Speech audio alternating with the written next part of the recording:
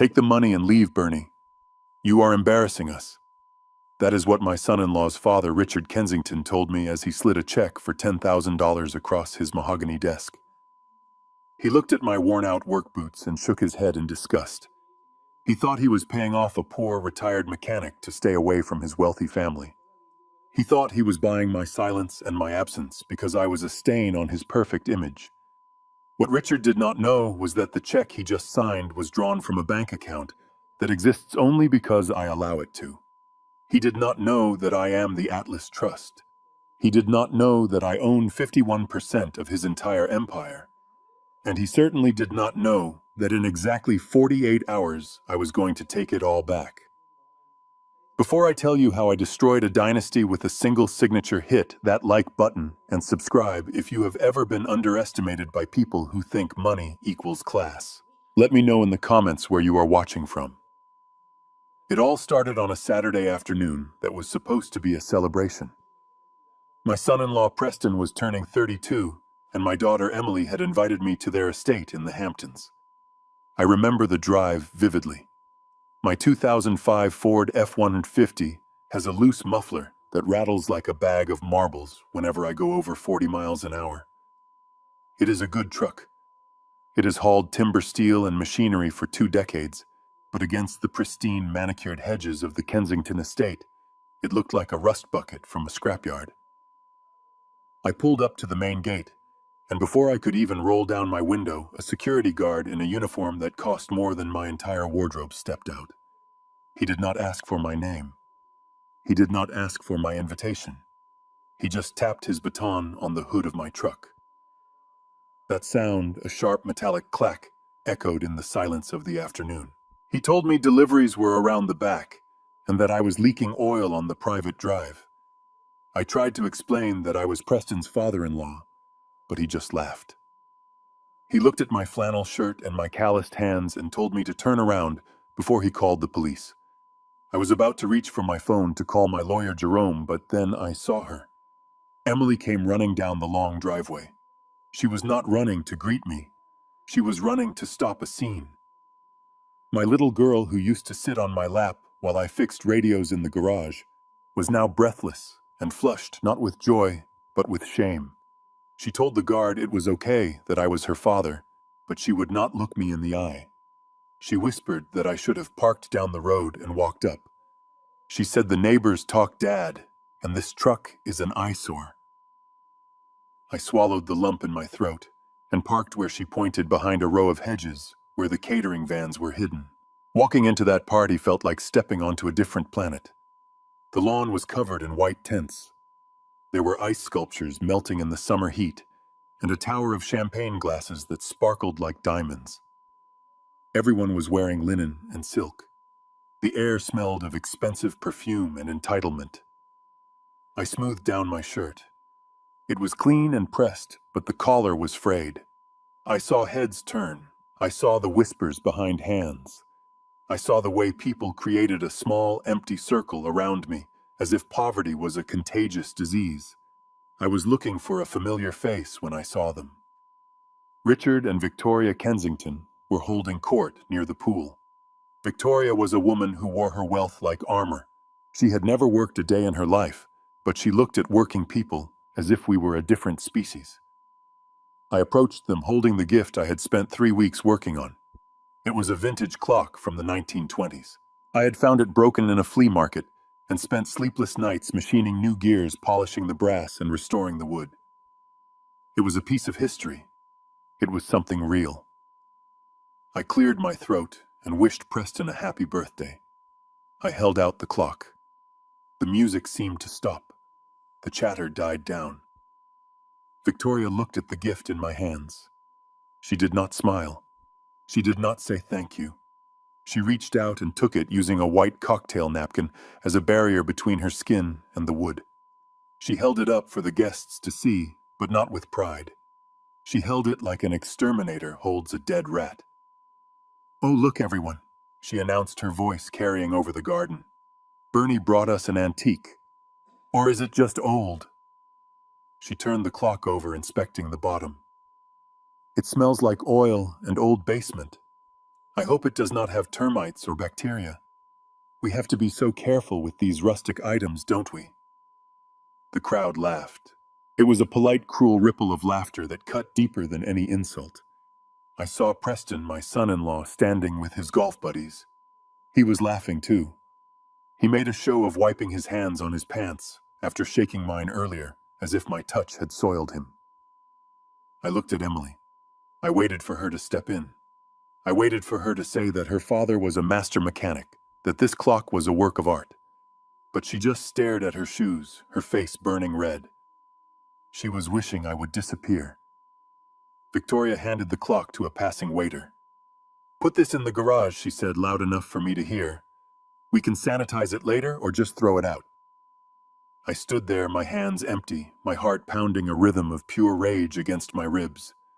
I wanted to scream. I wanted to tell them that I could buy this entire estate and turn it into a parking lot. But I didn't. I clenched my fists inside my pockets and forced a smile. I did it for Emily. I told myself to endure it for one more hour. Dinner was announced, and the guests moved toward the long tables set up under the marquee. There were name cards at every seat. I walked up and down the main table looking for my name. I saw Richard and Victoria at the head. I saw Preston and Emily to their right. I saw senators and bankers and socialites. But I did not see Bernard Caldwell. I felt a tap on my shoulder. It was the house manager. He gave me a tight, pitying smile and pointed toward the corner of the tent near the kitchen entrance. There was a small round table there away from the main party. It was set for 4. Sitting there were the 2 nannies who were watching the guests, children, and a private security guard who was on his break. That was my place. The children's table. The staff table. I walked over and sat down. The chair was wobbly. From my vantage point, I could see the head table perfectly. I saw the waiters pouring vintage wine for Richard. I saw Victoria laughing, throwing her head back, exposing her long neck.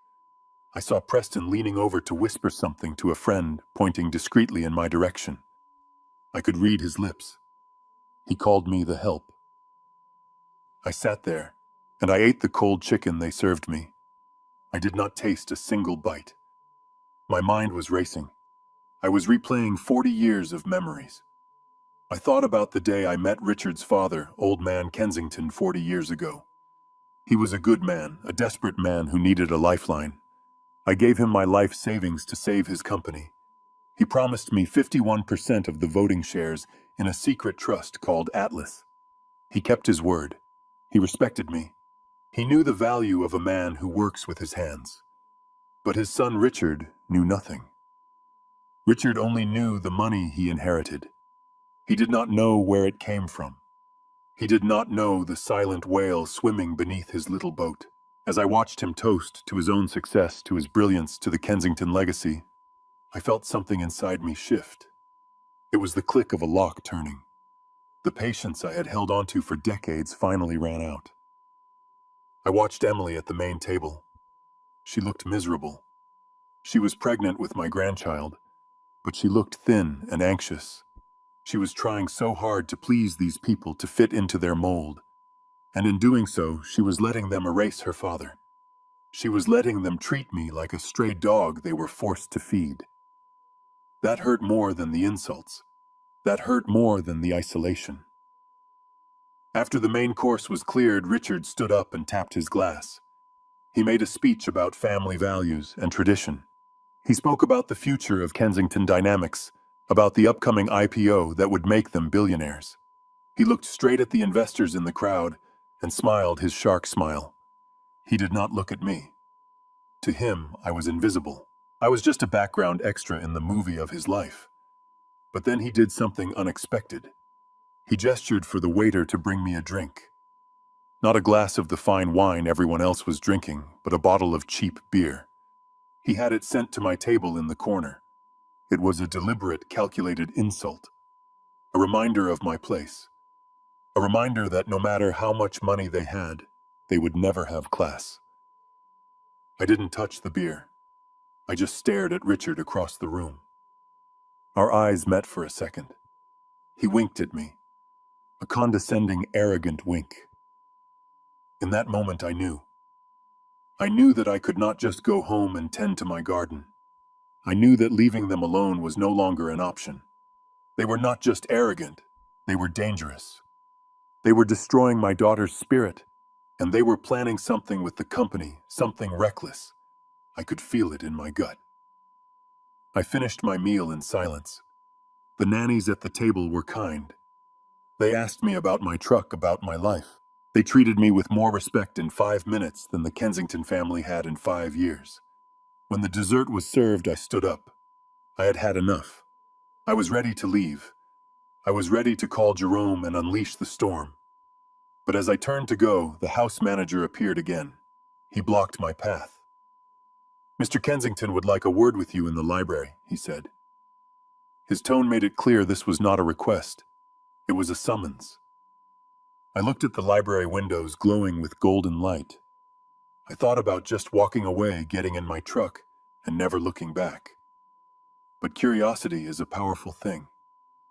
I wanted to hear what Richard had to say. I wanted to see how far he would push. I walked toward the main house, my boots heavy on the stone path. I did not know it then, but I was walking toward the end of my old life.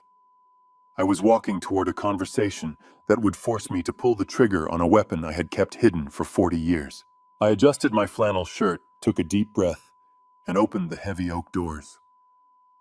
The silent wail was about to surface. The library was significantly colder than the rest of the house, as if the temperature had been lowered to preserve the expensive art on the walls, or perhaps just to make guests uncomfortable. The room smelled of old leather and unlit cigars, a masculine scent that Richard clearly bought rather than earned. He was standing behind a desk that looked big enough to land a plane on. He did not look up when I closed the heavy oak doors behind me. He was busy pouring an amber liquid into a crystal glass from a decanter that likely cost more than my monthly grocery bill. The sound of the ice clinking against the glass was the only noise in the room. I stood there waiting for an invitation to sit that never came. He took a long, slow sip of his scotch and finally deigned to look at me. His eyes were flat, void of any warmth. He gestured vaguely to the empty space in front of his desk, leaving me to stand like a naughty schoolboy called to the principal office. He did not offer me a drink. He did not offer me a chair. He simply leaned back against his desk, crossing his ankles and staring at me with a look of bored disdain. "You know, Bernie," he started, his voice smooth and practiced like a politician, giving a speech to a crowd he despises. "We are moving toward a very sensitive time for Kensington Dynamics. We are preparing for an initial public offering in the next quarter. The eyes of Wall Street are upon us. Every detail matters. Every association is scrutinized by bankers and investors who value image above all else." He took another sip of his drink, swirling the liquid around. "To be blunt, your presence is a distraction. You have a certain rustic charm, I suppose, for a mechanic.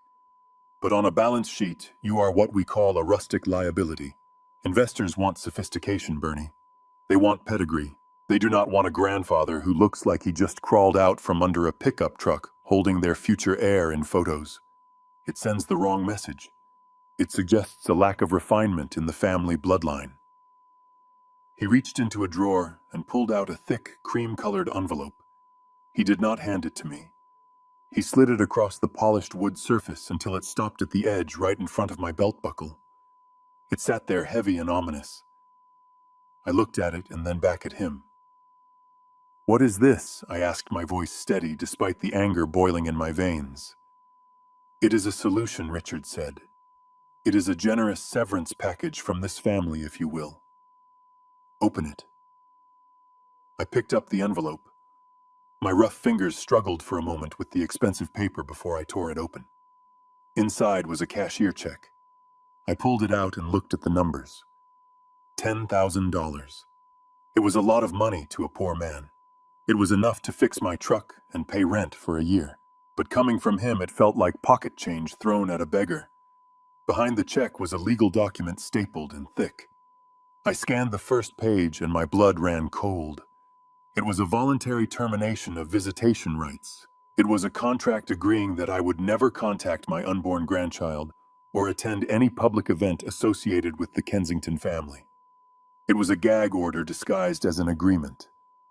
It demanded that I remain invisible, that I erase myself from my daughter's life and the life of her child in exchange for cash. Clause 4 stood out to me. The undersigned agrees to maintain a distance of at least 500 yards from any Kensington property or corporate event to preserve the reputation and brand integrity of the family. I looked up at Richard. He was watching me expectantly, waiting for me to take the bait. "You think you can buy my grandchild?" I asked quietly. "It is not buying, Bernie," he corrected me with a smirk. "It is compensating you for your absence. We think it is best for the child to be raised in a consistent environment, an environment of success and high standards. We do not want the child confused by the disparity between our lifestyle and yours. Take the money, go on a long vacation, buy a new truck. Just go away." I felt a movement in the corner of the room. I had been so focused on Richard and the insulting document that I hadn't noticed her standing in the shadows by the bookshelves. Emily stepped forward, her face pale and streaked with dried tears. She looked smaller than I had ever seen her. Her shoulders were slumped, and she was wringing her hands nervously. She wouldn't meet my eyes.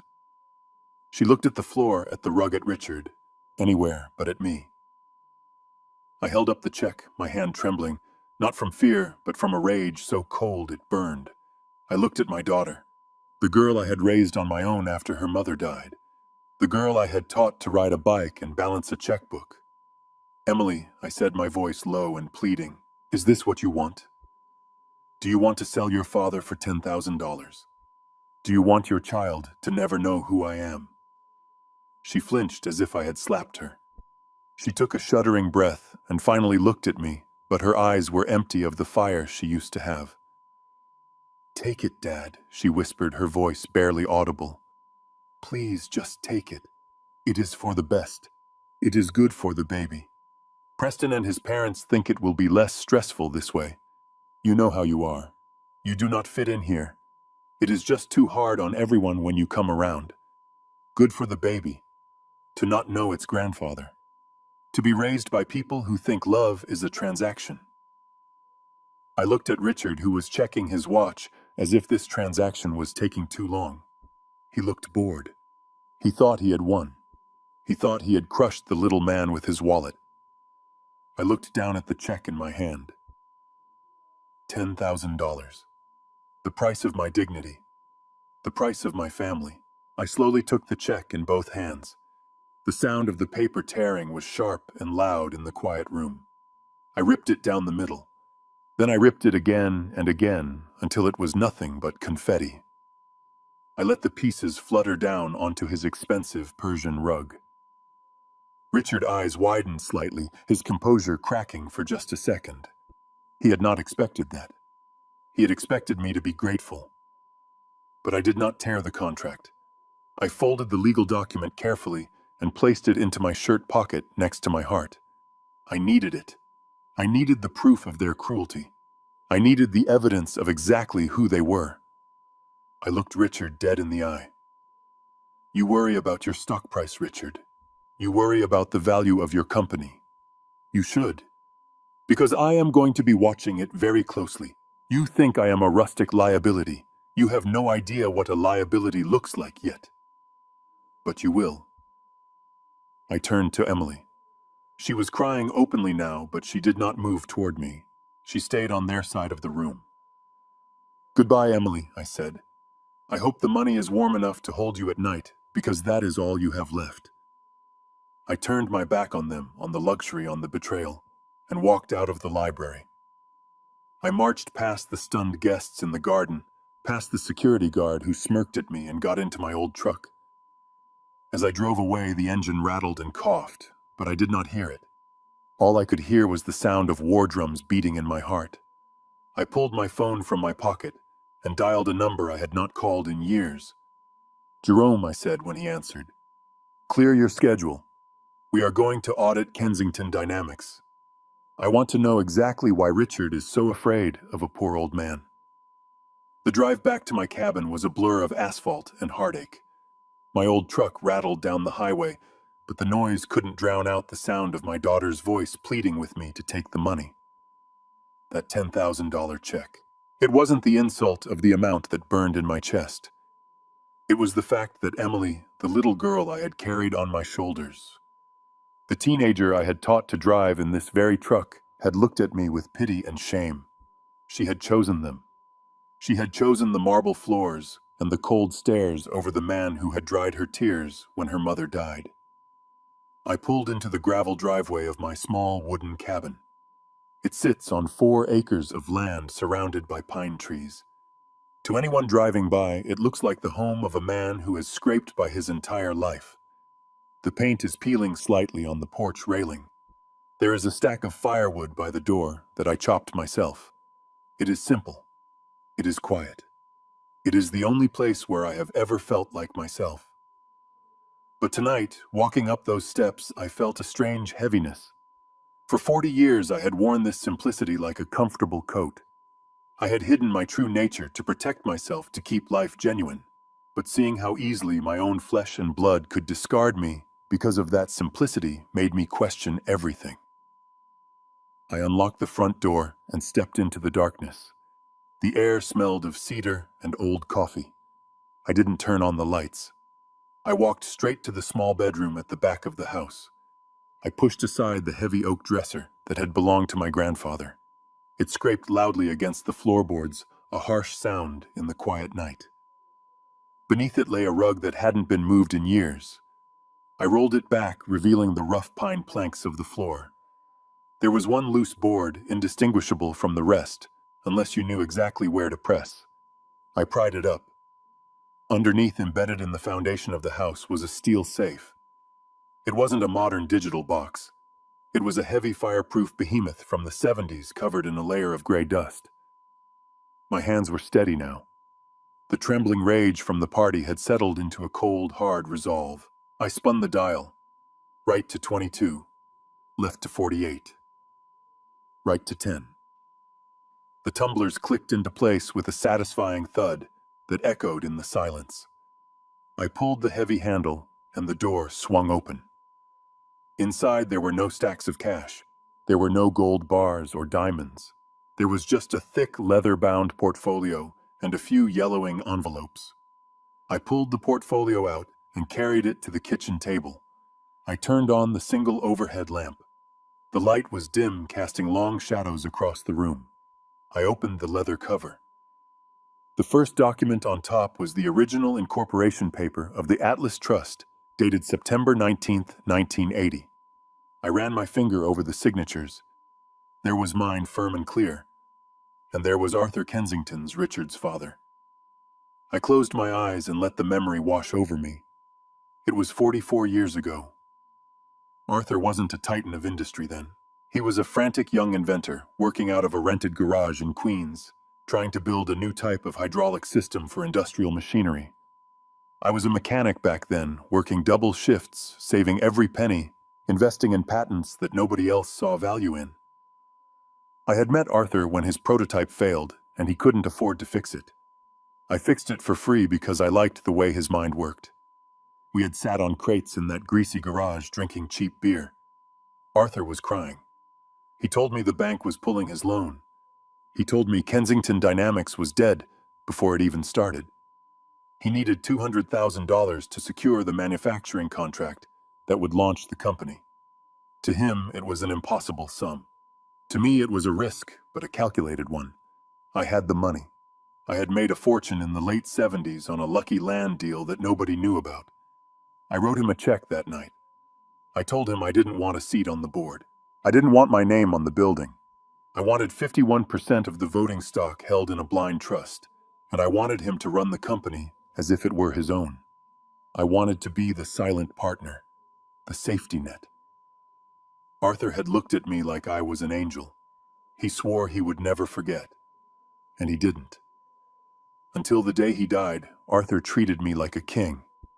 But he respected my wish for anonymity. He never told Richard the truth. He only told him that the Atlas Trust was a silent investor group that had to be consulted on major decisions. Richard grew up thinking Atlas was some faceless conglomerate in Switzerland. He never guessed that Atlas was the man fixing his bicycle in the driveway. I turned the page of the portfolio. There it was, the most recent valuation report from the last fiscal quarter. I looked at the number at the bottom of the page. It was a number that would make Richard Kensington vomit the expensive scotch he had been drinking. $10,400,000,000. That was the current value of the assets held by the Atlas Trust. My assets. My money. The rustic liability that Richard wanted to erase from his family photo album held the power to buy and sell his entire existence 10 times over. I stared at the document for a long time. For years, I had let the dividends reinvest. I had lived off my pension and my small savings because I liked the quiet life. I didn't want the complications of wealth. I didn't want people to love me for my checkbook. But look where that had gotten me. My daughter loved the illusion of wealth more than the reality of her father. My son-in-law sneered at the hands that actually built the foundation of his luxury. I closed the portfolio. The snap of the leather sounded like a gunshot. I reached for the old rotary phone on the wall. I still kept a landline because cell service out here was spotty, but mostly because I liked the weight of the receiver. I dialed a number I knew by heart. It rang once, twice. Jerome Blackwood answered on the third ring. His voice was crisp alert, despite the late hour. Jerome was the only person on earth who knew the whole truth. He was my lawyer, my confidant, and the shark I kept in a very expensive tank in Manhattan. "Bernie," he said, "I wasn't expecting a call tonight. Is everything all right?" "No, Jerome," I said, my voice grating like gravel. "Everything is far from all right." There was a pause on the line. I could hear the rustle of papers, the shift in his tone from friend to attorney. "What happened? I went to the party," I told him. I told him about the security guard, the clock, the table in the corner, the envelope. I told him about Richard calling me a liability. I told him about Emily's silence. Jerome let out a low whistle. "They gave you a check for $10,000. That is rich. Even for Richard. So what are we doing? Bernie, you finally ready to cash out? Do you want me to liquidate the trust? We can have the shares on the market by Monday morning. We can crash the stock price before their IPO even hits the roadshow. You walk away with $10 billion, and they walk away with a smoking crater." I looked at the documents on the table. Destroying them would be easy. It would be satisfying. But it wouldn't be enough. If I just sold everything, Richard would spin it. He would find a way to blame market forces. He would play the victim. And Emily. She would just see it as her father ruining her husband's future out of spite. She wouldn't understand the lesson. "No," I said. "That is too quick. That is too messy." Then what? Jerome asked. "You want to buy them out? Force a hostile takeover, kick Richard out of the CEO chair and put someone else in." I leaned back in my wooden chair, the wood creaking under my weight. "I want you to trigger the audit clause," I said. The line went silent for a second. "The Section 8 clause, Bernie, we haven't used that in 30 years.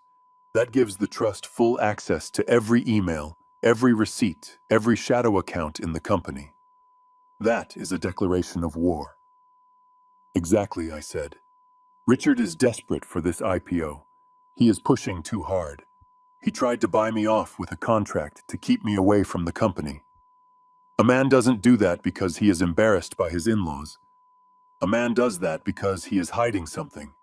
He is afraid I'll see something I shouldn't." "You think he is cooking the books?" Jerome asked, his voice sharpening. "I think a man who treats family like a transaction probably treats business the same way," I replied. "I want to know why they are bleeding cash.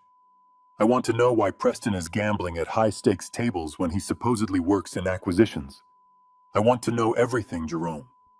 I want you to dig until your shovel hits bedrock." "Consider it done," Jerome said. I'll have the forensic accountants there by Tuesday morning. But Bernie, once we start this, the Kensingtons are going to panic. The IPO will be frozen. The stock will wobble. Richard is going to come for you. He thinks you are just a nuisance now.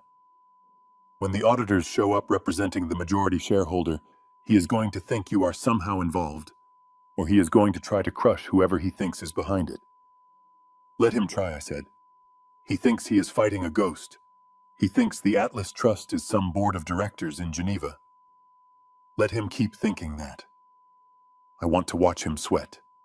I want to see what falls out of his pockets when we shake him upside down. I will draft the papers tonight, Jerome said. Get some sleep, Bernie. You sound tired. I am not tired, Jerome, I said, looking at the stock certificate one last time before closing the safe. I am just getting started. I hung up the phone and sat in the dim light of the kitchen. The silence of the cabin didn't feel lonely anymore. It felt like the calm before a storm. I looked at my reflection in the dark window. I didn't see the old mechanic in the flannel shirt. I saw the man who had bet on Arthur Kensington 40 years ago. I saw the silent wail rising from the deep, and for the first time all day I smiled. Tuesday morning arrived with a heavy gray mist that clung to the pine trees outside my cabin. I was pouring my second cup of black coffee when I saw headlights cut through the fog. It wasn't a limousine or a flashy sports car. It was a nondescript dark sedan, the kind of car that blends into traffic and disappears. Jerome Blackwood knew how to move in the shadows. He stepped out of the car wearing a wool coat over his suit, carrying a titanium briefcase that looked like it could survive a nuclear blast. He didn't look like a man who controlled billions of dollars. He looked like a tired accountant, which was exactly why he was the most dangerous shark in New York. He walked up the porch steps, and I opened the door before he could knock. We didn't exchange pleasantries. He just nodded and walked straight to my kitchen table, the same table where I ate my canned beans and read my newspapers. He set the briefcase down and opened it. Inside was a laptop that hummed to life instantly and a stack of printed documents that were still warm. Jerome took off his coat, rolled up his sleeves, and transformed from my old friend into the forensic auditor who had taken down hedge funds and corrupt senators. He turned the laptop screen toward me. The glow illuminated his silver hair and the deep lines etched around his eyes. "Bernie, look at this," he said, his voice low and tight. We triggered the Section 8 clause at midnight. The system let us in. It took my team 6 hours to bypass their firewalls and access the raw ledger. What we found isn't just bad management. It is criminal. I pulled my chair closer, squinting at the columns of numbers that danced across the screen. I know engines. I know how to listen to a piston and tell you if a valve is stuck. But looking at these spreadsheets felt like looking at an engine that was running on oil and prayer. There were red lines everywhere. Jerome pointed a manicured finger at a column labeled Q3 revenue.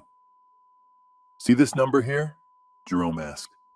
"Richard reported 150 million in sales last quarter. He told the board and the potential IPO underwriters that demand is up 40%. But look at the shipping logs, Bernie. Look at the inventory. They didn't ship $150 million worth of product. They shipped maybe 30 million.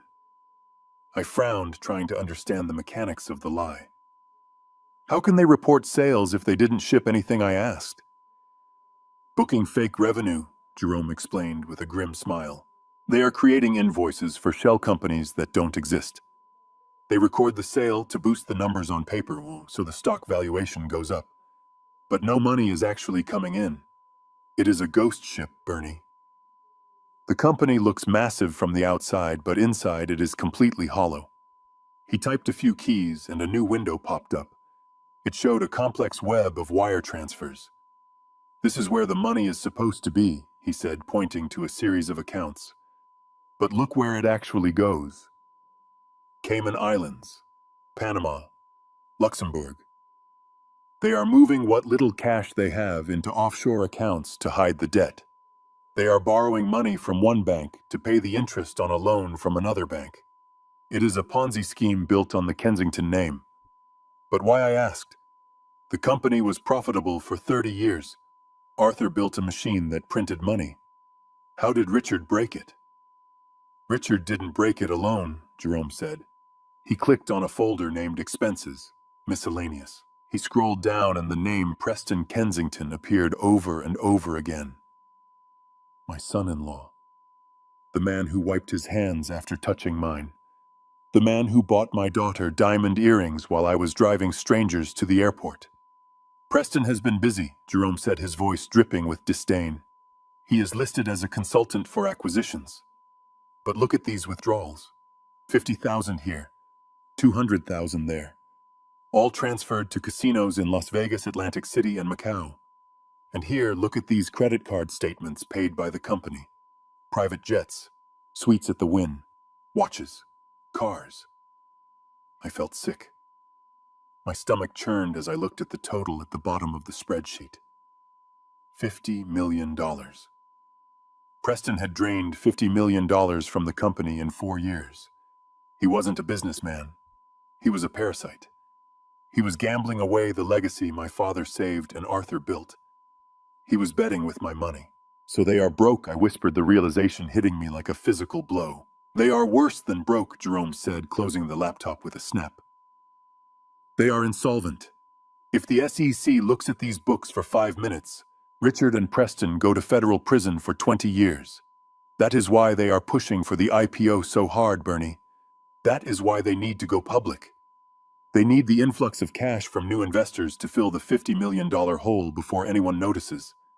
They are trying to sell a burning house to the public and hoping the fire department doesn't show up until they have cashed out. He stood up and walked to the window, looking out at the pines. This explains everything, Bernie. It explains the contract. It explains the check. It explains why Richard was sweating in that library. I stood up too, my legs feeling heavy. Explain it to me, Jerome, I said. Think about it. He turned to face me. You are the Atlas Trust. You own 51% of the voting stock. They cannot sell the company without your signature. They cannot launch an IPO without the majority shareholder signing off on the prospectus. But Richard thinks Atlas is some faceless entity he can manipulate. What he is terrified of is scrutiny. If you show up at a shareholder meeting looking like a mechanic and asking questions, the press will dig. The underwriters will get nervous. They will look closer. Richard needs total control. He needs to present a perfect unified front. He wanted you gone not because you are embarrassing, but because you are a loose end. He needed you to sign that document waiving your rights to interfere so that when the auditors come, he can show them that the family is silent and compliant. He wanted to neutralize me, I said, the anger rising again, cold and sharp. He wanted to make sure I stayed in my lane so he could finish robbing the company.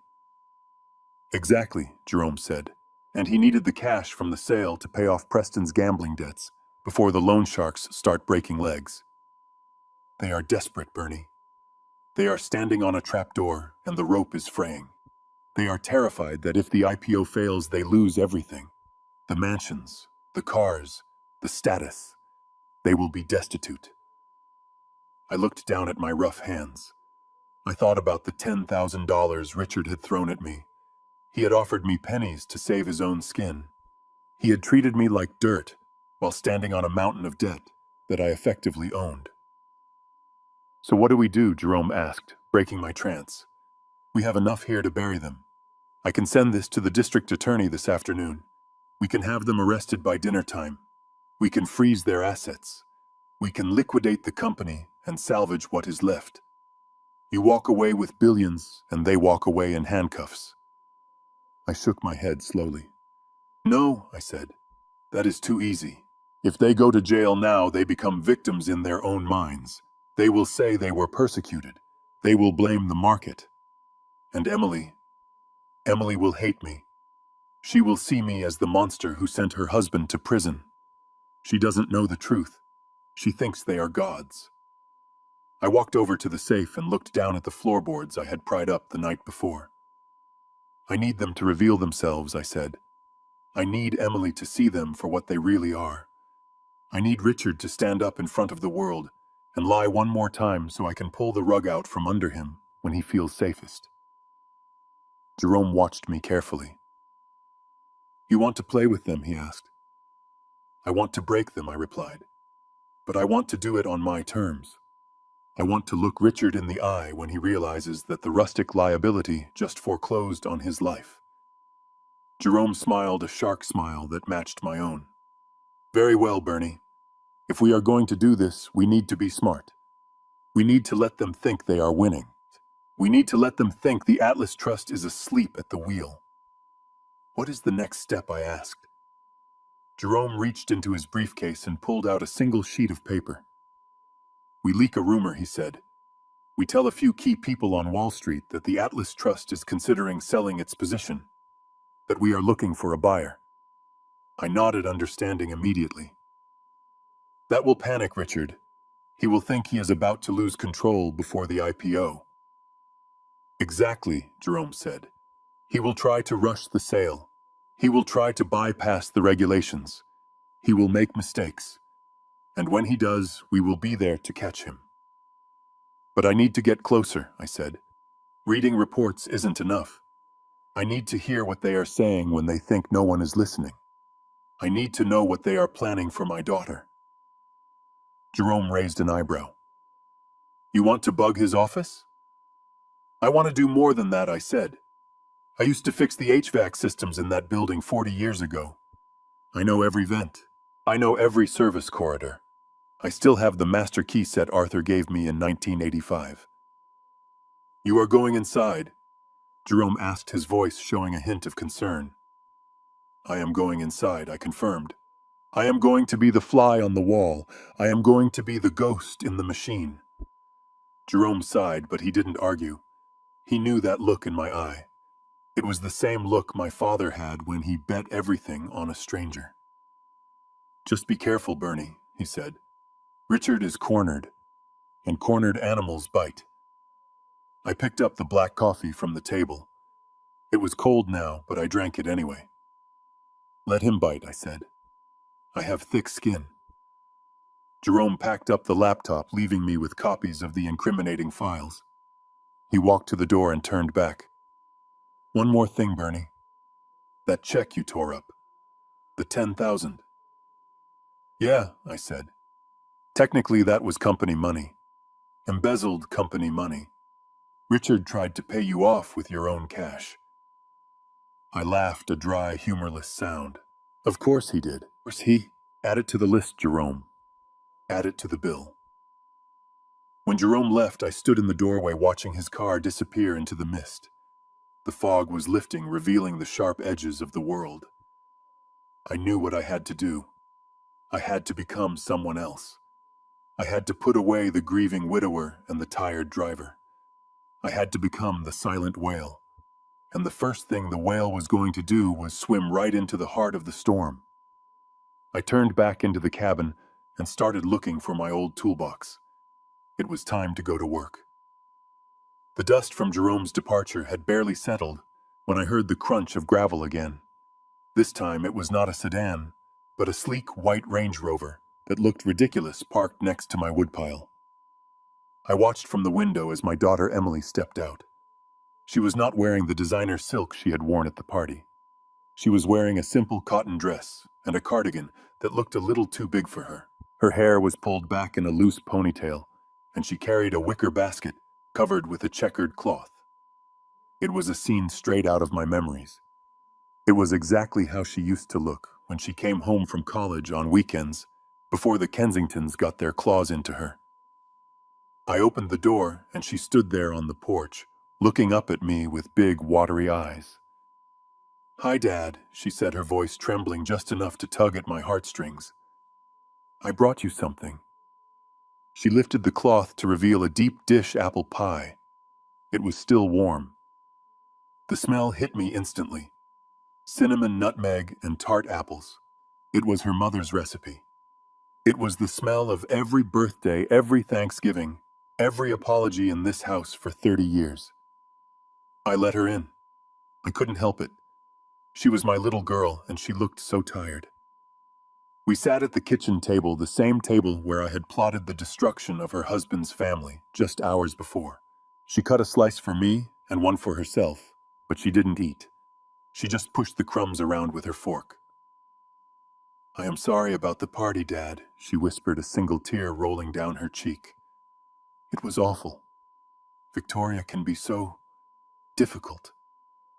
And Preston is just under so much pressure. You have no idea." I watched her carefully. I wanted to believe her. I wanted to believe that the girl who used to help me change the oil in the truck was still in there somewhere. "What kind of pressure, Emily?" I asked softly. She looked up, her eyes wide and pleading. "The IPO, Dad. It is everything to them. If it doesn't go well, they could lose the estate. Preston hasn't slept in weeks. He is snapping at everyone. He loves you, really he does, but he is just terrified that something will go wrong. That is why Richard was so harsh. They are just scared." She reached across the table and took my hand. Her hand was cold. "Dad, please. Just sign the paper. Not for them. For me. For your grandson. If you sign it, the stress goes away. We can be a family again quietly. We can come visit you here. We just need to get through this launch. Please, Dad. I can't take the fighting anymore." My heart cracked. I looked at her tired face, the dark circles under her eyes. Maybe I was being too hard. Maybe Richard really was just a desperate man trying to save his legacy. Maybe Preston was just a scared kid. And Emily, she was caught in the middle, pregnant and alone in that big house. All she wanted was peace. I looked at the pie. I looked at my daughter. I felt the anger draining out of me, replaced by a father's instinct to fix things, to make the pain stop. "I will get the paper," I said, standing up. "It is in my bedroom." "Oh, thank you, Dad. Thank you," she sobbed, burying her face in her hands. "You are saving my life." I walked toward the bedroom, feeling a heavy resignation. I would sign their contract. I would take their money. I would disappear if it meant Emily could be happy. I would be the rustic liability one last time. As I reached the door, Emily stood up abruptly. "I need to use the restroom," she said, rushing past me toward the bathroom down the hall. She left her purse and her phone sitting on the kitchen table right next to the half-eaten pie. I went into my room and retrieved the crumpled contract from my jacket pocket. I smoothed it out on the dresser. I uncapped my pen. I stared at the signature line. Bernard Caldwell. I was about to sign away my rights to my own blood. I took a deep breath, ready to surrender. Then I heard it. A sharp ping from the kitchen. Then another, and another. A rapid-fire series of notifications. I walked back into the kitchen. The phone screen was lit up, facing the ceiling. The messages were popping up one after another in green bubbles. I didn't mean to look, but the name at the top of the screen stopped me dead in my tracks. The contact was saved as Queen Victoria. I stepped closer.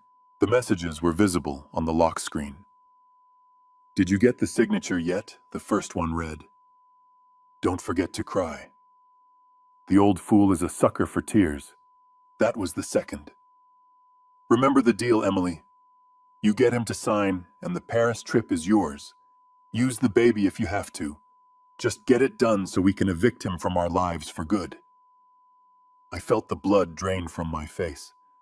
My hands went numb. The pen fell from my fingers and clattered onto the floor. It wasn't desperation.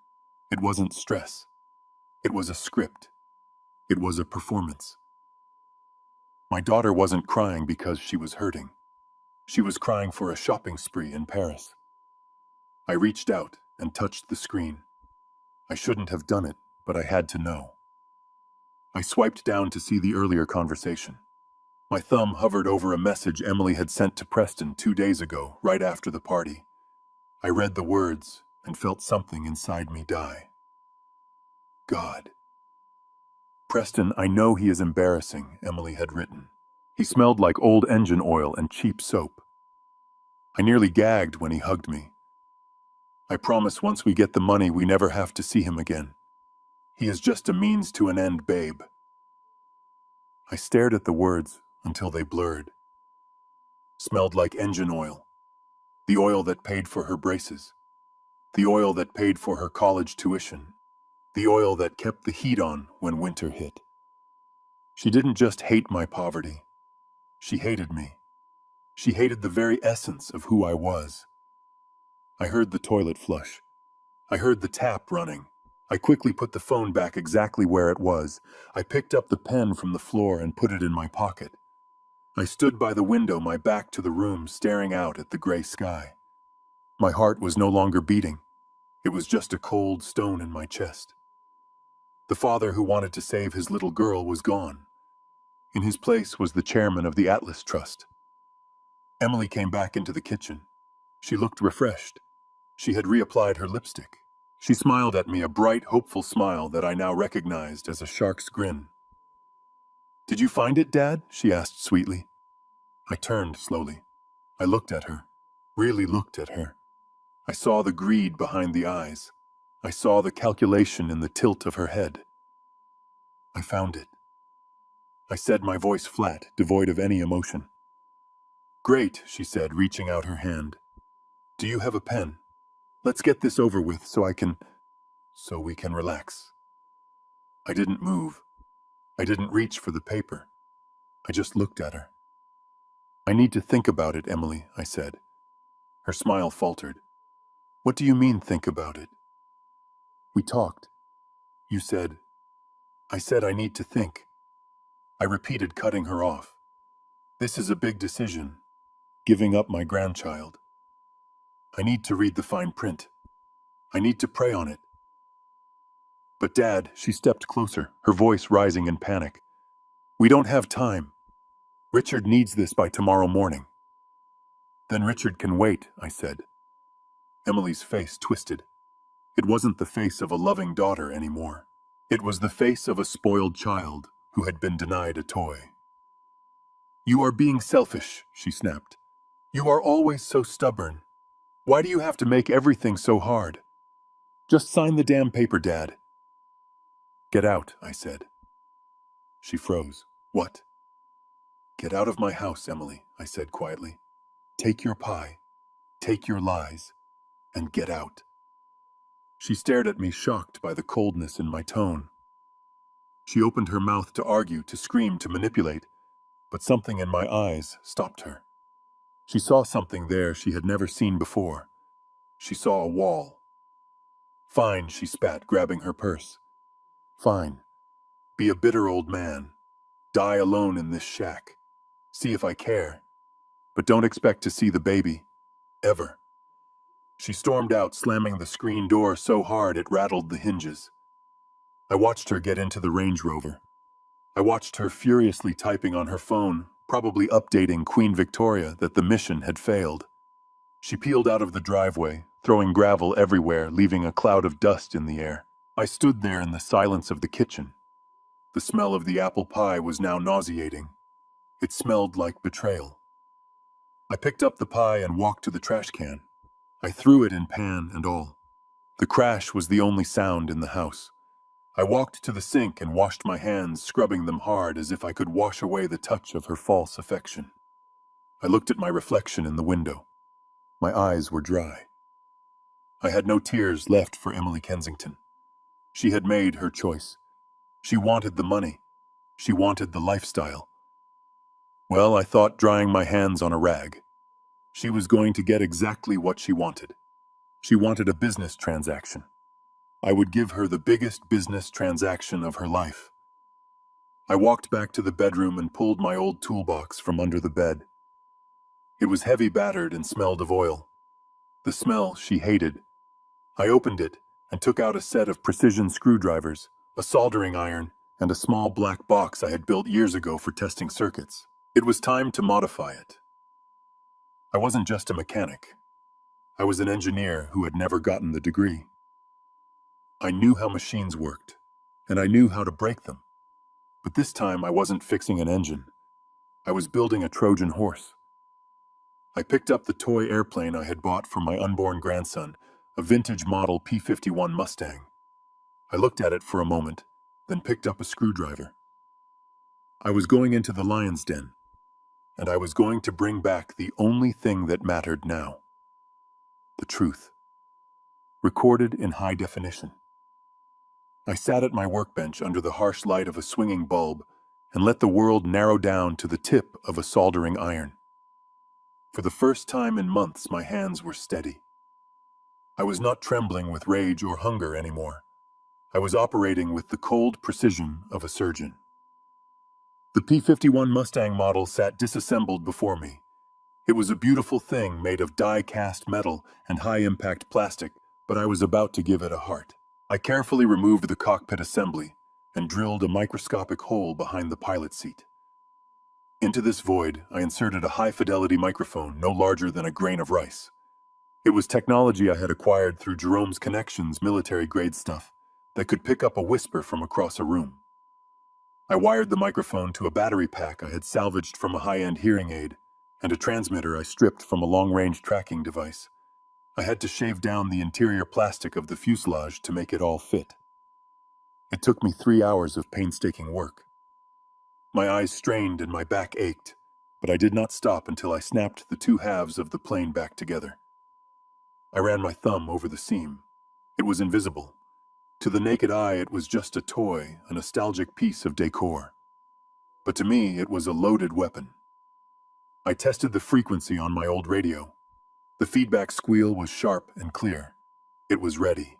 The next morning, I shaved my beard down to a stubble and put on a pair of navy blue coveralls I had bought at a thrift store.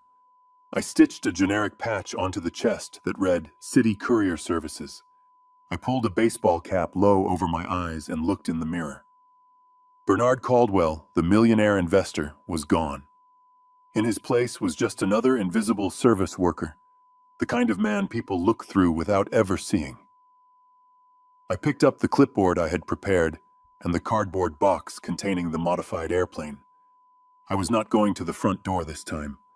I was going to the belly of the beast. I parked my truck 3 blocks away from the Kensington Dynamics headquarters. It was a glass tower that jutted out of the city skyline like a jagged tooth. I walked to the loading dock around the back. My heart was hammering against my ribs, but I forced my breathing to slow. I knew this building better than the architect who designed it. Back in '85, when Arthur was expanding, I had personally designed the redundant HVAC systems for the server rooms. I knew that the service elevator in Bay 4 had a bypass key switch that never got changed because the maintenance crew was too lazy to update the protocols. I knew that the freight corridor on the 30th floor ran directly behind the executive suites to allow for discrete equipment upgrades.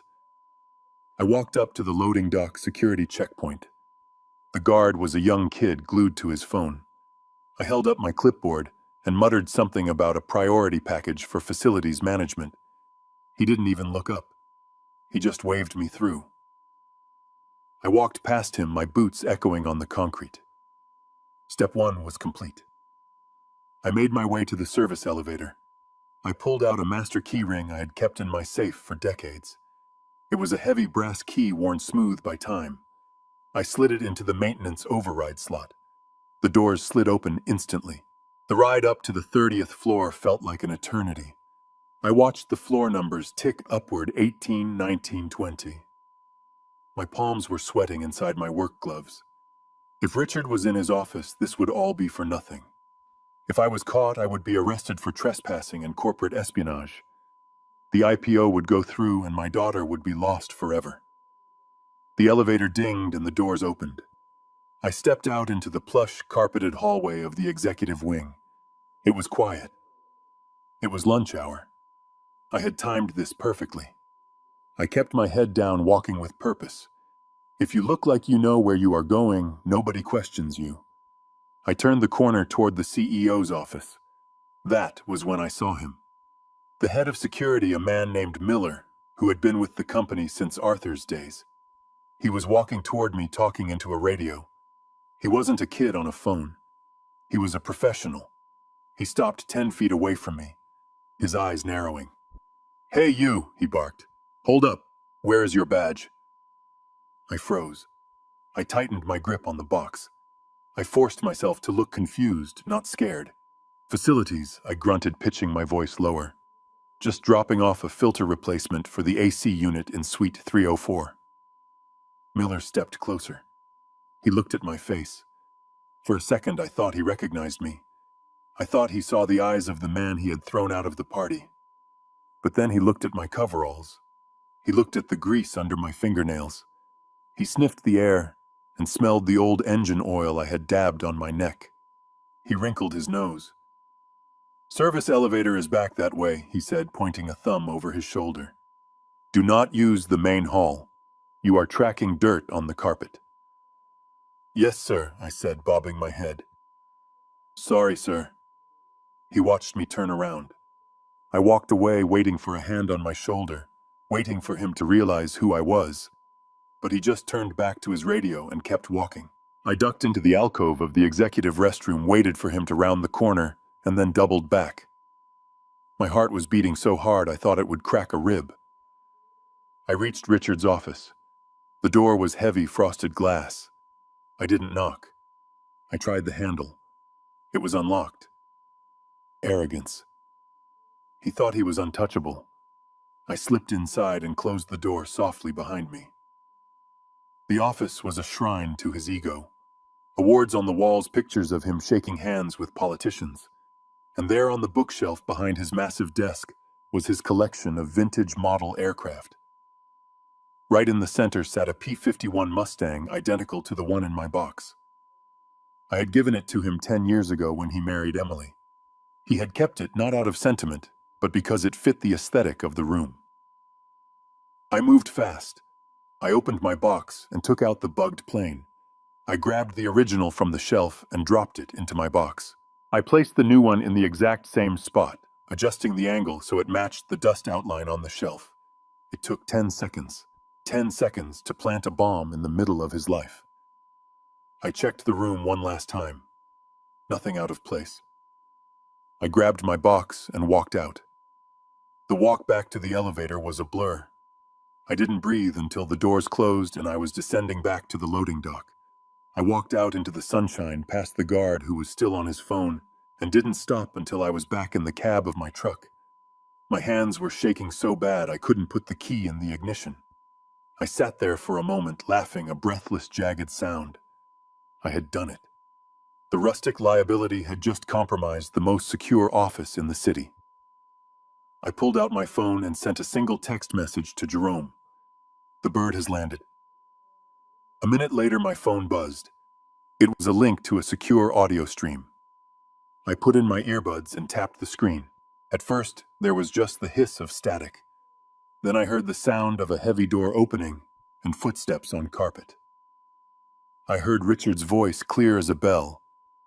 "Get me legal on the phone and pour me a drink." I started the truck and pulled into traffic. The audio feed played in my ears, the voice of my enemy broadcasting his secrets directly to me. I wasn't just listening anymore. I was hunting, and the silent whale was closing in for the kill. The static in my earpiece cleared, and suddenly I was in the room with them. I was sitting in the back of Jerome's mobile surveillance van, parked 3 blocks away from the Kensington Tower, but in my mind I was perched on that bookshelf right inside the cockpit of the P-51 Mustang. Jerome sat next to me, adjusting the levels on a digital soundboard, his face illuminated by the green glow of the monitors. We didn't speak. We just listened. The sound of a heavy crystal decanter hitting a glass rang out like a bell. It was followed by the rustle of silk and the distinctive click of high heels on a hardwood floor. Victoria had entered the room. I heard Richard sigh a long exhale of frustration. He asked her if she had spoken to Emily. Victoria's voice was sharp and dismissive. She said that the girl was useless. She said Emily had called her crying, claiming that I had kicked her out of the cabin. Victoria laughed. It wasn't a happy laugh. It was a cold, dry sound. She called Emily weak. She said my daughter lacked the killer instinct necessary to be a Kensington. She mocked the way Emily had tried to use the apple pie as a bargaining chip, calling it a pathetic peasant gesture. I sat there in the dark van, gripping the armrests of my chair until my knuckles turned white. Hearing them insult me was one thing. I was used to that. But hearing them tear apart my daughter, the woman who had sacrificed her relationship with me to please them, was agonizing. Richard chimed in. He said he wasn't surprised. He called Emily a bad investment.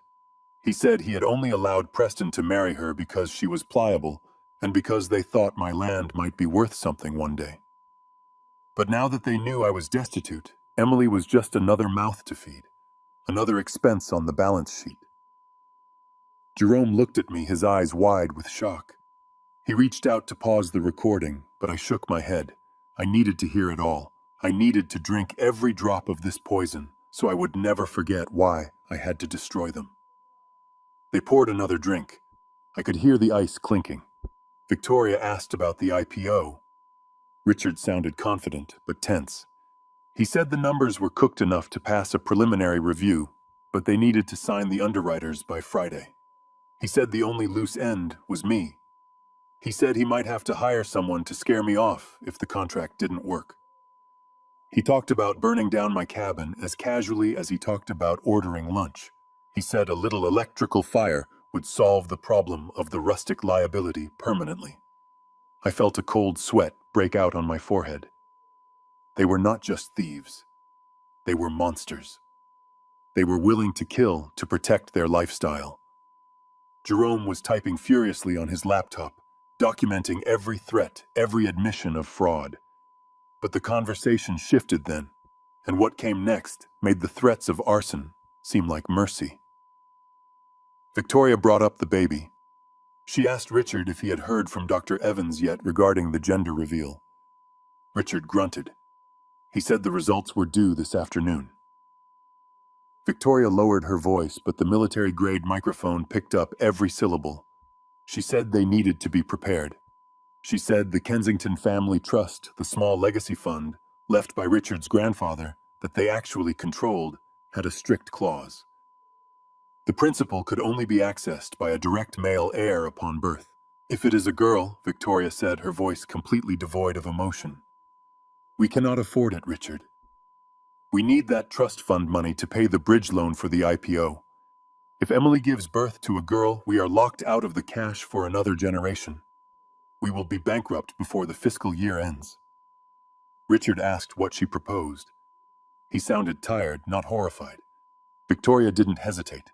She said Dr. Evans was on the payroll. She said if the test came back female, they would tell Emily there were complications, genetic markers, severe deformities, things that would make the child's life miserable.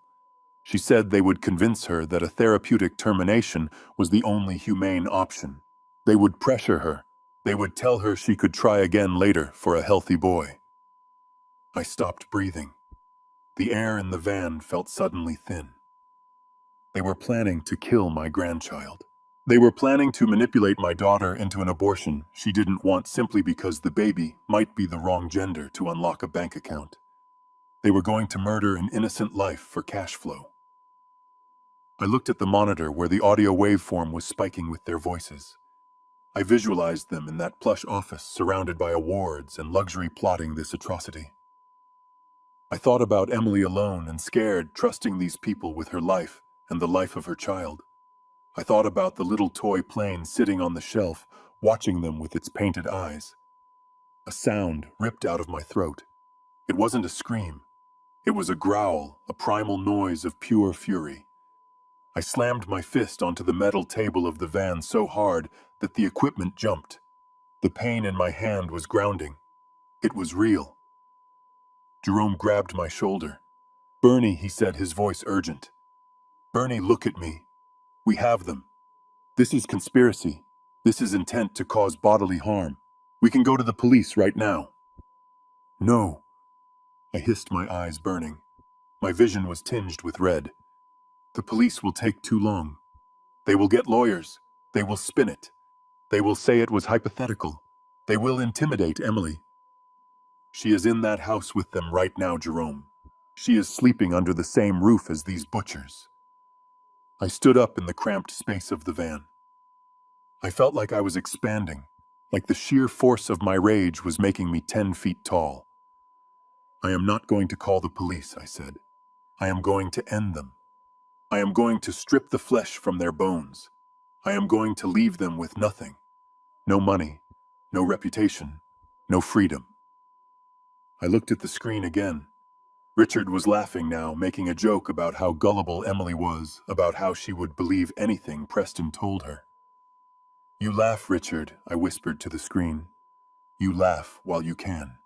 Because the silent whale is surfacing, and I am going to swallow you whole." I turned to Jerome. "Get the car ready," I said. "We aren't waiting for the IPO.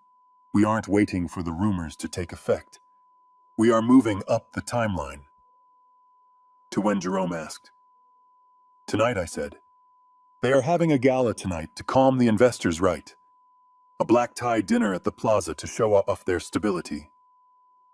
"Yes," Jerome said. "It starts at 8. "Then we are going to a party," I said. I grabbed my coat. "And Jerome, I want you to prepare the speakers. I want this recording, this exact conversation, to be the soundtrack of their destruction." I stepped out of the van into the cool city air. The noise of the traffic sounded distant. All I could hear was the beating of my own heart, and the voice of Victoria Kensington, planning to kill my blood. I looked up at the glass tower reflecting the sunset. It looked like a tombstone. I adjusted my collar. The mechanic was dead. The rideshare driver was dead. The only man left was Bernard Caldwell, and he was coming for blood. Jerome sat in the dim light of the surveillance van with the glow of the laptop screen reflecting in his glasses. He was not typing furiously or sweating. He was calm like an executioner who knows the knot is tied correctly. He opened the secure server for the Atlas Trust, a digital fortress that Richard Kensington believed was run by a cabal of faceless Swiss bankers in Geneva. Jerome drafted a single email. The subject line was stark and simple: "Urgent notice regarding voting rights review." The body of the message was brief, but it carried the weight of a guillotine blade.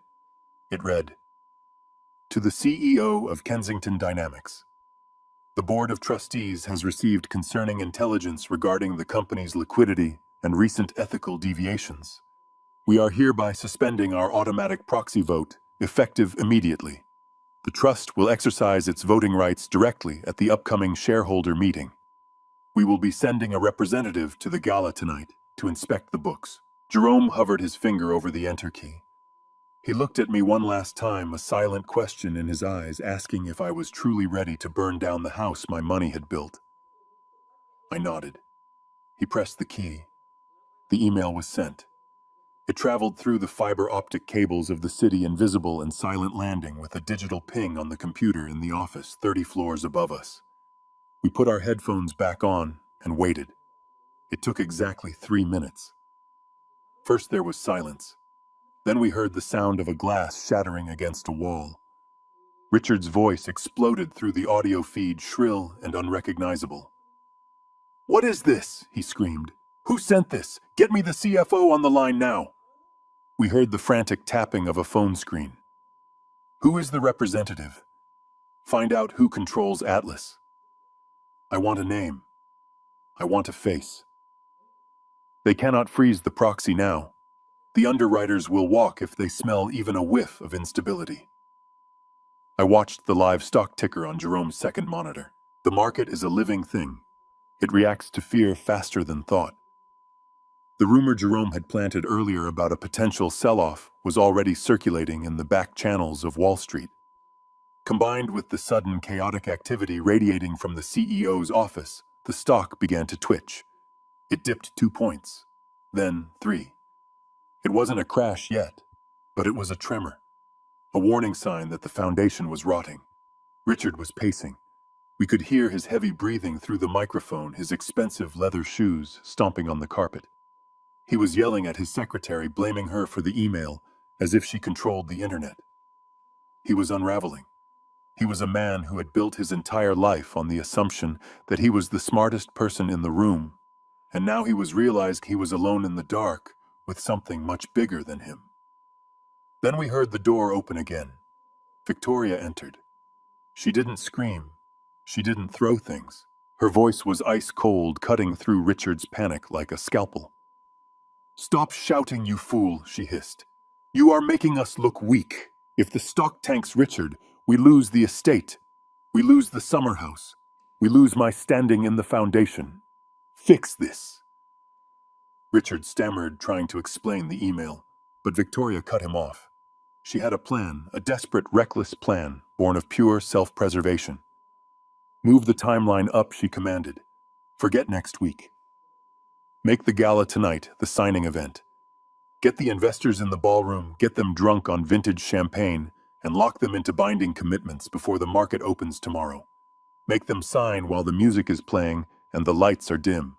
We lock them in before they see the news, before this representative shows up."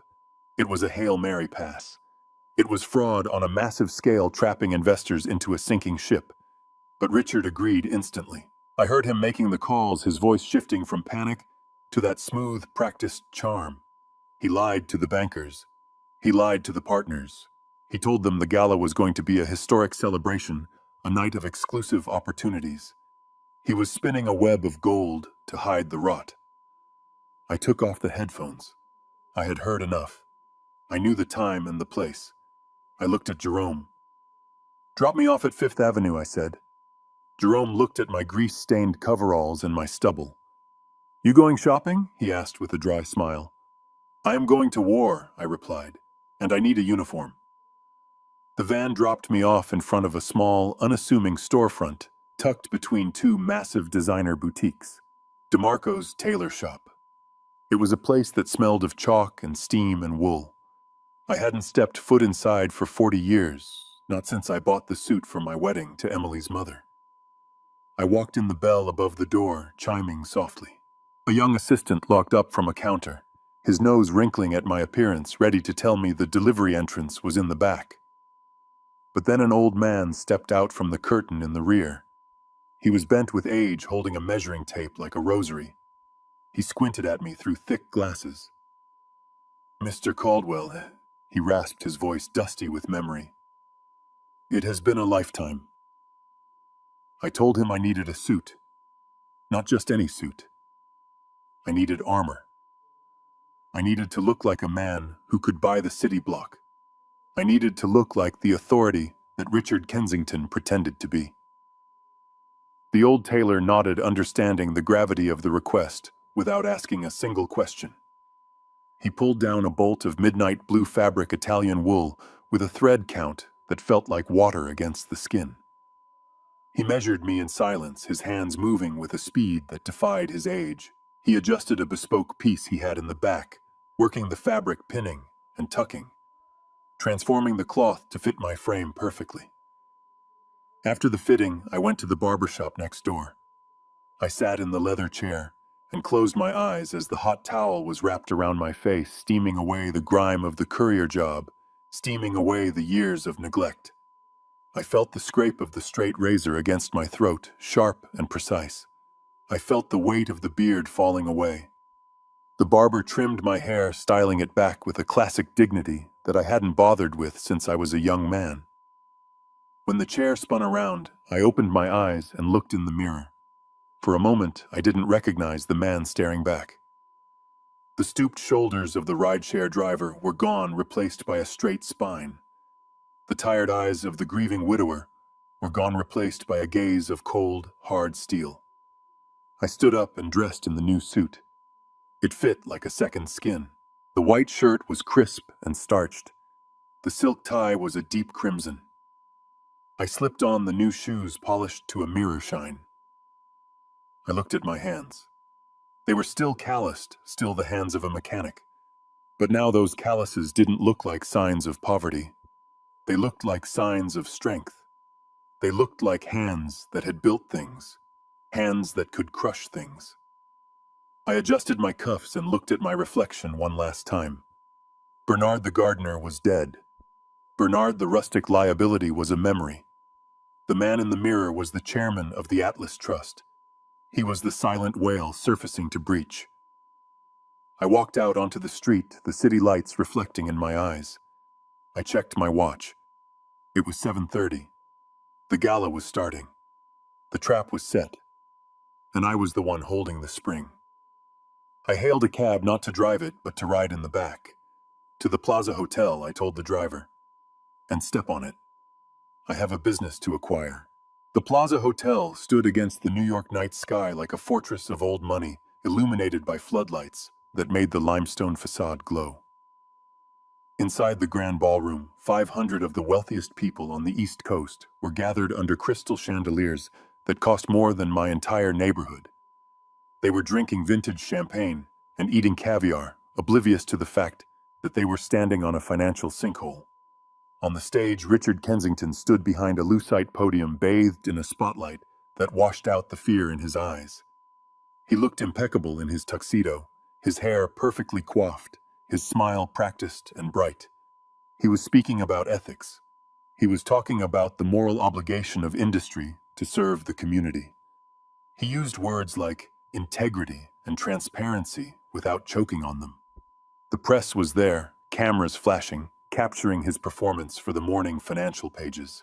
He was painting a picture of a company that was robust and principled, a legacy built on trust. I watched the feed on my phone from the back of the car. It was a masterclass in deception. He was selling them a dream while picking their pockets. He talked about family values, about how Kensington Dynamics was more than a corporation, it was a promise kept from father to son. The audacity was breathtaking. He was invoking the very legacy he was actively destroying to save his own skin. He paused for dramatic effect, looking out at the crowd with moist eyes, pretending to be moved by his own lies, while his wife Victoria sat in the front row, dabbing her eyes with a handkerchief, checking the room to see who was buying the act. The car slowed to a halt. It was not my Ford. It was the lead vehicle in a convoy of 3 black Rolls-Royce Phantoms that glided to the curb with the silent grace of predators. The valets stepped back, their eyes widening at the display of raw power. This wasn't just wealth arriving. This was authority. The driver walked around and opened my door. I stepped out onto the red carpet. The night air was cool, but I didn't feel it. I felt the perfect weight of the bespoke wool suit against my shoulders. I felt the solid, reassuring click of my heels on the pavement. I adjusted my cuffs, the diamond cufflinks catching the light. Jerome stepped out of the second car. He looked sharp, dangerous, his briefcase in hand like a weapon. Flanking us were 4 men in dark suits, broad-shouldered and alert. They were private security, the best money could buy, men who moved with the quiet lethality of trained soldiers. We didn't look like guests. We looked like an invasion force. I walked toward the revolving brass doors. I caught my reflection in the glass. For a split second, I looked for the mechanic with the grease under his nails. He was gone. The man staring back was formidable. He was a man who owned the pavement he walked on. I walked into the lobby. The chatter of the hotel guests died down as we passed. It was the kind of silence that commands respect, the kind of silence that usually surrounded Richard. Now it belonged to me. We marched toward the double doors of the ballroom, the sound of our footsteps, a synchronized drumbeat of doom.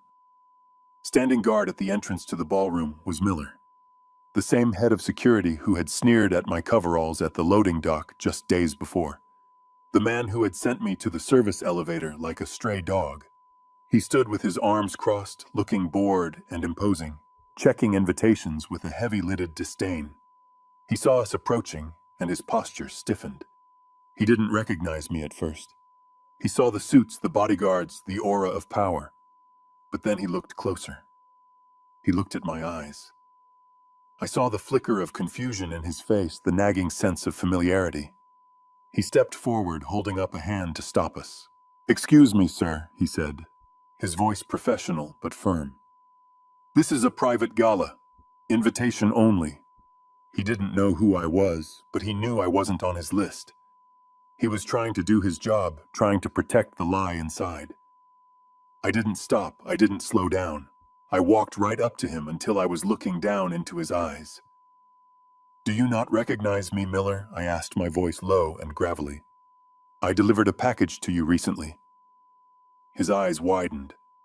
The memory clicked. The mechanic. The grease, the smell of oil. He took a step back, his face draining of color. "You," he stammered. "You can't be here. You need to leave immediately, or I will call the police." He reached for his radio, his hand trembling. He was about to make a scene, about to try and throw me out again. Jerome stepped in between us. He didn't raise his voice. He didn't shout. He simply reached into his breast pocket and pulled out a card. It wasn't a paper invitation. It was a heavy rectangle of solid gold, laser-etched, with the Kensington crest and the words, "Atlas Trust Founding Member." He held it up to Miller's face. The light caught the gold blindingly. Miller froze. He knew what that card meant.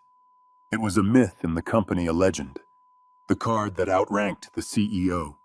The card that meant you didn't just attend the party, you owned the building. Miller looked from the card to me and back to the card. His arrogance evaporated, leaving only fear. He swallowed hard, his Adam's apple bobbing. He lowered his hand from his radio. He stepped aside, his head bowing almost involuntarily. "I am sorry, sir," he whispered, his voice shaking. "I didn't know. Please proceed."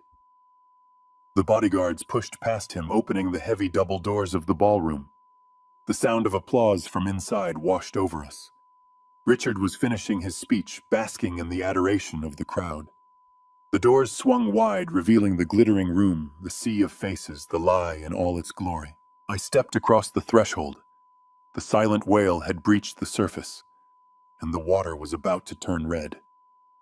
The silence that fell over the grand ballroom was heavier than the oak doors I had just walked through. It was not the polite hush of an audience waiting for a punchline. It was the suffocating vacuum of a room that knows something terrible is about to happen. 500 heads turned in unison. The waiters froze with their trays of champagne suspended in midair. The camera flashes stopped popping, leaving after-images dancing in my eyes. I stood at the top of the short staircase leading down to the dance floor, flanked by Jerome and my security detail. I looked out at the sea of tuxedos and gowns. For months I had felt invisible in rooms much smaller than this. I had been the ghost in the corner, the stain on the rug. But now I was the only thing anyone could see. I felt the weight of their gazes, not as pressure, but as fuel. On the stage, Richard faltered. He had been mid-sentence extolling the virtues of transparency when the doors swung open. He squinted against the glare of the spotlights, trying to make out the figures standing in the entrance. At first he looked annoyed, as if a caterer had dropped a tray. Then he leaned forward over the podium, his eyes adjusting to the dim light of the back of the room. He saw the suits. He saw the size of the bodyguards. And then he saw me. He didn't recognize the bespoke Italian wool or the silk tie, but he recognized the face. He recognized the man he had dismissed in his library just 48 hours ago.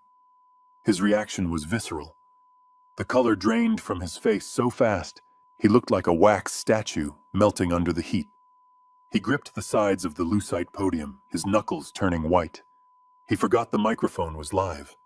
He forgot the investors were watching. His mask of sophisticated CEO slipped, and the panicked bully underneath clawed its way out. "Security!" he barked, his voice cracking on the high note. The sound echoed painfully through the silent room. "Get them out. Who let this old man in here? Where is Miller?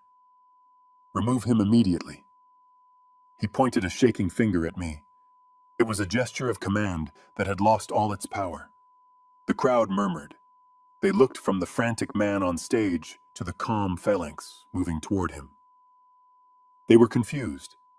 They saw a CEO losing his mind over the arrival of an impeccably dressed elderly gentleman. They sensed the dissonance. They smelled the fear. I began to walk. I did not rush. I descended the stairs with a slow, deliberate rhythm, my heels striking the marble floor like the ticking of a clock counting down. My bodyguards fanned out slightly, creating a wedge that forced the crowd to part. I walked through the center of the room, splitting the audience in two. I looked into the faces of the people I passed. I saw bankers I recognized from the financial news. I saw politicians. I saw the elite of New York society. They shrank back as I passed, not out of disgust, but out of instinct. They knew a predator when they saw one. I saw Preston standing near the front table. He was holding a glass of scotch halfway to his mouth, frozen. His eyes were wide, his mouth hanging slightly open. He looked at my suit. He looked at the way the light caught the fabric. He looked at the confidence in my stride. He realized in that second that the man he had mocked, the man whose boots he had laughed at, was wearing a suit that cost more than his car. He took a step back, bumping into a waiter, sending a tray of empty glasses crashing to the floor. The sound was like a gunshot, but I didn't flinch. I didn't even look at him. He wasn't worth my attention anymore. I kept my eyes locked on Richard. He was shouting now, his voice rising in hysteria. "Why is nobody moving? Security! Get this gardener off my floor. He is trespassing. He is crazy." Gardener. The word hung in the air. It was the last insult he had left, the only weapon he knew how to use. He was trying to reduce me to my function, to my class. He was trying to make me small again. But the room wasn't buying it. You don't bring 4 armed bodyguards and a corporate attorney to a gala if you are just a gardener. I reached the foot of the stage. The stairs leading up to the podium were right there. Richard abandoned the podium and rushed to the edge of the stage, looking down at me wild-eyed. "Do not take another step, Bernie," he hissed away from the mic, but loud enough for the front row to hear. "I will ruin you.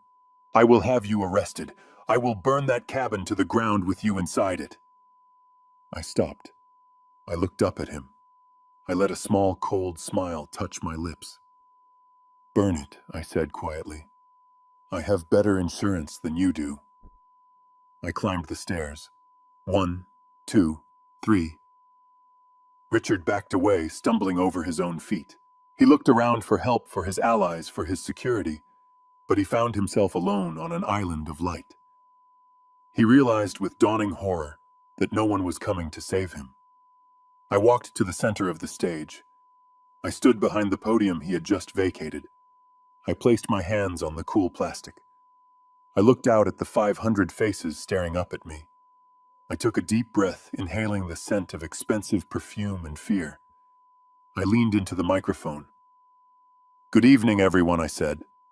My voice boomed through the hall, deep and steady, resonating from the speakers in every corner of the room. "I apologize for the interruption. My name is Bernard Caldwell." The name meant nothing to most of them. A few eyebrows went up. A few whispers started. But Richard let out a sound that was half sob, half gasp. I turned to look at him. He was cowering near the curtain. I looked back at the audience. "You do not know me," I continued. "You have never seen my face in the financial journals. You have never seen me ring the opening bell. For 40 years I have been content to remain in the shadows. I have been content to watch." I paused, letting the silence stretch. But recent events have compelled me to step into the light. You are all here because you believe in the future of Kensington Dynamics. You are here because this man, I pointed a finger at Richard without looking at him, has told you that this company is a legacy of integrity. He has told you that it is a sound investment. I gripped the sides of the podium.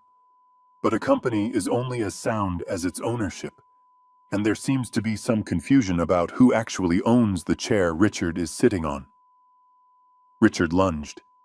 It was a desperate, pathetic move. He tried to grab the microphone to cut the sound. "You are lying," he screamed. "Shut up! Shut up, you old fool!" My bodyguards moved instantly, but I held up a hand, stopping them. I didn't need them. I turned to Richard and caught his wrist as he reached for me. My grip was iron-forged by 50 years of turning wrenches and bending steel. He gasped in pain, his eyes bulging. I held him there, suspended in his own weakness. "I am not the one lying." "Richard," I said into the mic, my voice dropping to a dangerous growl. "I am the one who paid for the suit you are wearing. I am the one who paid for the champagne you are drinking. And I am the one who is about to fire you. I shoved him back. He stumbled and fell, sitting hard on the stage floor. He looked up at me, completely broken. Jerome, I said. Show them. Jerome was standing by the audio-visual booth at the side of the stage. He tapped a single key on his laptop. The massive LED screen behind me, which had been displaying the Kensington Dynamics logo, flickered. The image changed. It wasn't a slide deck. It wasn't a marketing video. It was a high-resolution scan of a legal document dated 1980. The header was bold and clear. Atlas Trust, Certificate of Ownership. Beneath that, in black and white, was the breakdown of shares. Class A voting stock, 51%. And beneath that, the name of the sole beneficiary, Bernard Caldwell. The room gasped. It was a collective intake of breath that sucked the air out of the ballroom. People were squinting at the screen, whispering, pointing. But Jerome wasn't done. The image changed again.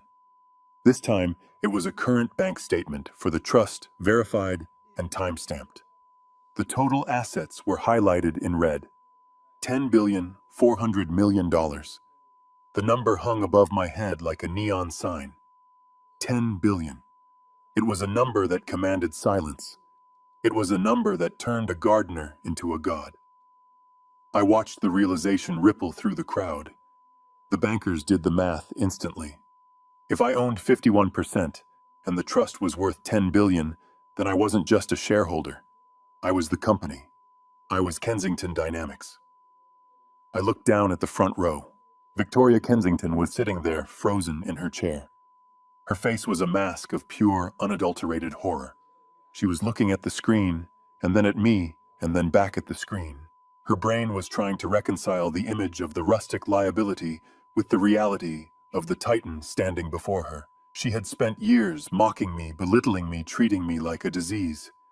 And now she realized that she had been living in my house, eating my food, spending my money. Her hand began to tremble. She was holding a crystal goblet of vintage red wine, the same wine Richard had denied me. The trembling got worse. She tried to set the glass down, but her fingers wouldn't cooperate. The glass slipped. It fell in slow motion. It hit the floor and shattered. The dark red wine exploded, splashing up onto the pristine white silk of her designer gown. It looked like a gunshot wound, a spreading crimson stain on her perfect facade. She didn't move to clean it. She just stared at me, her mouth opening and closing like a fish out of water. She knew about the conversation in the office. She knew about the plans for the abortion. She knew that I knew. And she knew that her life as she understood it was over. I looked back at the audience. The silence was absolute. I leaned into the mic one last time. Richard Kensington does not have the authority to sell this company, I said. He does not have the authority to launch an IPO. Because as of this moment, I am dissolving the board. I am firing the executive team. And I am ordering a full forensic audit of every dime that has passed through this building in the last 10 years. I looked down at Richard, who was still sitting on the floor, staring up at the $10 billion figure on the screen. You wanted to erase me, Richard, I said. You wanted me to disappear. Well, I am here, and I am the only thing left. I stepped back from the podium. The feedback loop whined and died. The only sound in the room was the hum of the projector and the soft dripping of wine from Victoria's dress onto the floor. The silent whale had not just breached, it had capsized the boat. And now the sharks were coming. I looked out at the sea of stunned faces in the ballroom and knew that revealing the money was not enough. Money was a language these people understood. It was a currency they respected. Even though I had just humiliated Richard by revealing I owned him, there were still people in this room calculating how to spin this. They were thinking that maybe Richard could stay on as a figurehead. They were thinking that money cleanses all sins. I had to show them the dirt. I had to show them the blood. I had to prove that the Kensingtons were not just bad businessmen. They were bad humans. I looked over at Jerome standing in the shadows of the tech booth. He was waiting for my signal, his finger hovering over the play button again. I gave him a nearly imperceptible nod. The massive screen behind me went black. The image of the $10 billion balance vanished, leaving only a stark, terrifying void. Then the audio began. It started with a hiss of static that sounded like a snake moving through dry grass. Then Richard's voice boomed through the high-fidelity speakers, amplified to a volume that made the crystal chandeliers tremble. "If the stock tanks, Richard, we lose the estate. We lose the summer house." That was Victoria. Her voice was unmistakable, sharp and cruel. The crowd murmured, confused. They looked around, trying to find the source. Then came the laughter. The cold, dry sound of Victoria mocking my daughter. "She is weak, Richard. A bad investment. She lacks the killer instinct." I saw Emily standing near the edge of the stage. Her hands flew to her mouth. She recognized that voice. She recognized the words. She looked at Victoria, who was still sitting in her wine-stained dress, staring at the floor as if she could will a hole to open up and swallow her. But the recording was not done. It was just warming up. The conversation shifted to the pregnancy. The audio quality was so clear you could hear the ice clinking in their glasses. "If it is a girl, we cannot afford it. We need that trust fund money." The room went deathly silent. The waiters stopped moving. The air conditioners seemed to pause. 500 people held their breath as Victoria laid out the plan. "Dr. Evans is on the payroll. If the test is female, we tell her there are complications. Severe deformities. We convince her to terminate." A gasp ripped through the room. It was a collective sound of horror, a physical reaction to pure evil. This was not financial fraud. This was a conspiracy to commit murder. This was a grandmother plotting to kill her own grandchild for cash flow. I looked at Emily. She wasn't crying anymore. She was screaming. It was a silent scream, her mouth open, her eyes wide with a terror so absolute it looked like madness. She clutched her stomach instinctively, protecting the life inside her from the monsters she lived with. She looked at Preston, waiting for him to deny it, waiting for him to scream that it was a lie. But Preston just stood there, pale and shaking. He knew. He had known. And he had done nothing. I leaned into the microphone, my voice cutting through the horror. "You heard them," I said. "They were not planning a legacy. They were planning a crime. They were going to sacrifice an innocent life to pay for their private jets and their gambling debts." I pointed a finger at Preston. He flinched as if I had pointed a gun. "And you," I said, "you stood by. You let them talk about your child like it was a defective product." Preston panicked. The reality of the situation crashed down on him. He realized that this wasn't just a corporate takeover. This was the end of his life. He looked at the exits. He saw the red signs glowing in the distance. He made a run for it. He shoved a waiter aside, knocking a tray of silver onto the floor with a deafening crash. He sprinted toward the side door, his tuxedo tails flapping like the wings of a desperate bird. He didn't make it 10 feet. The side doors burst open. But it wasn't catering staff. It was a team of federal agents in windbreakers emblazoned with the letters FBI. Behind them were officers from the NYPD Economic Crimes Unit. Jerome had been busy. He had sent the forensic packet to the district attorney at the same time he sent the email to Richard. The evidence of $50 million in embezzlement and wire fraud was irrefutable. Preston skid to a halt, his eyes bulging. An agent stepped forward and grabbed his arm, twisting it behind his back. The click of the handcuffs was audible even over the murmurs of the crowd. "Preston Kensington, you are under arrest for wire fraud, money laundering, and conspiracy to commit securities fraud." Preston started sobbing. Not a manly, stoic cry, but a high-pitched wail of a child who has been caught. "Daddy," he screamed, looking back at the stage. "Daddy, do something! Help me!" But Daddy couldn't help him. Richard was still on the floor, sitting in a puddle of his own arrogance. He watched his son being dragged away, and he realized the walls were closing in. He looked up at me. He saw the man standing at the podium, the man who held the keys to his cage. He scrambled to his knees. He didn't stand up. He crawled. He crawled toward me across the stage floor, his expensive pants dragging on the wood. He reached out a hand toward my shoe. "Bernie," he croaked, his voice broken and wet. "Bernie, please. We can fix this. You have made your point. You have the power. We understand." I looked down at him. He looked small. He looked pathetic. This was the man who had sneered at my boots. This was the man who had tried to buy my grandchild. "We are family, Bernie." He pleaded, tears streaming down his face, mixing with the sweat on his upper lip. "Think about Emily. Think about the baby. You cannot send us to prison. You cannot destroy the family. We are all you have." The audacity was breathtaking. He was using the very family he had planned to mutilate as a shield. He was appealing to a bond he had spent years trying to sever. I stepped back, moving my foot away from his grasp, as if he were something contagious. "Family," I asked, my voice echoing through the silent ballroom. "You call this family?"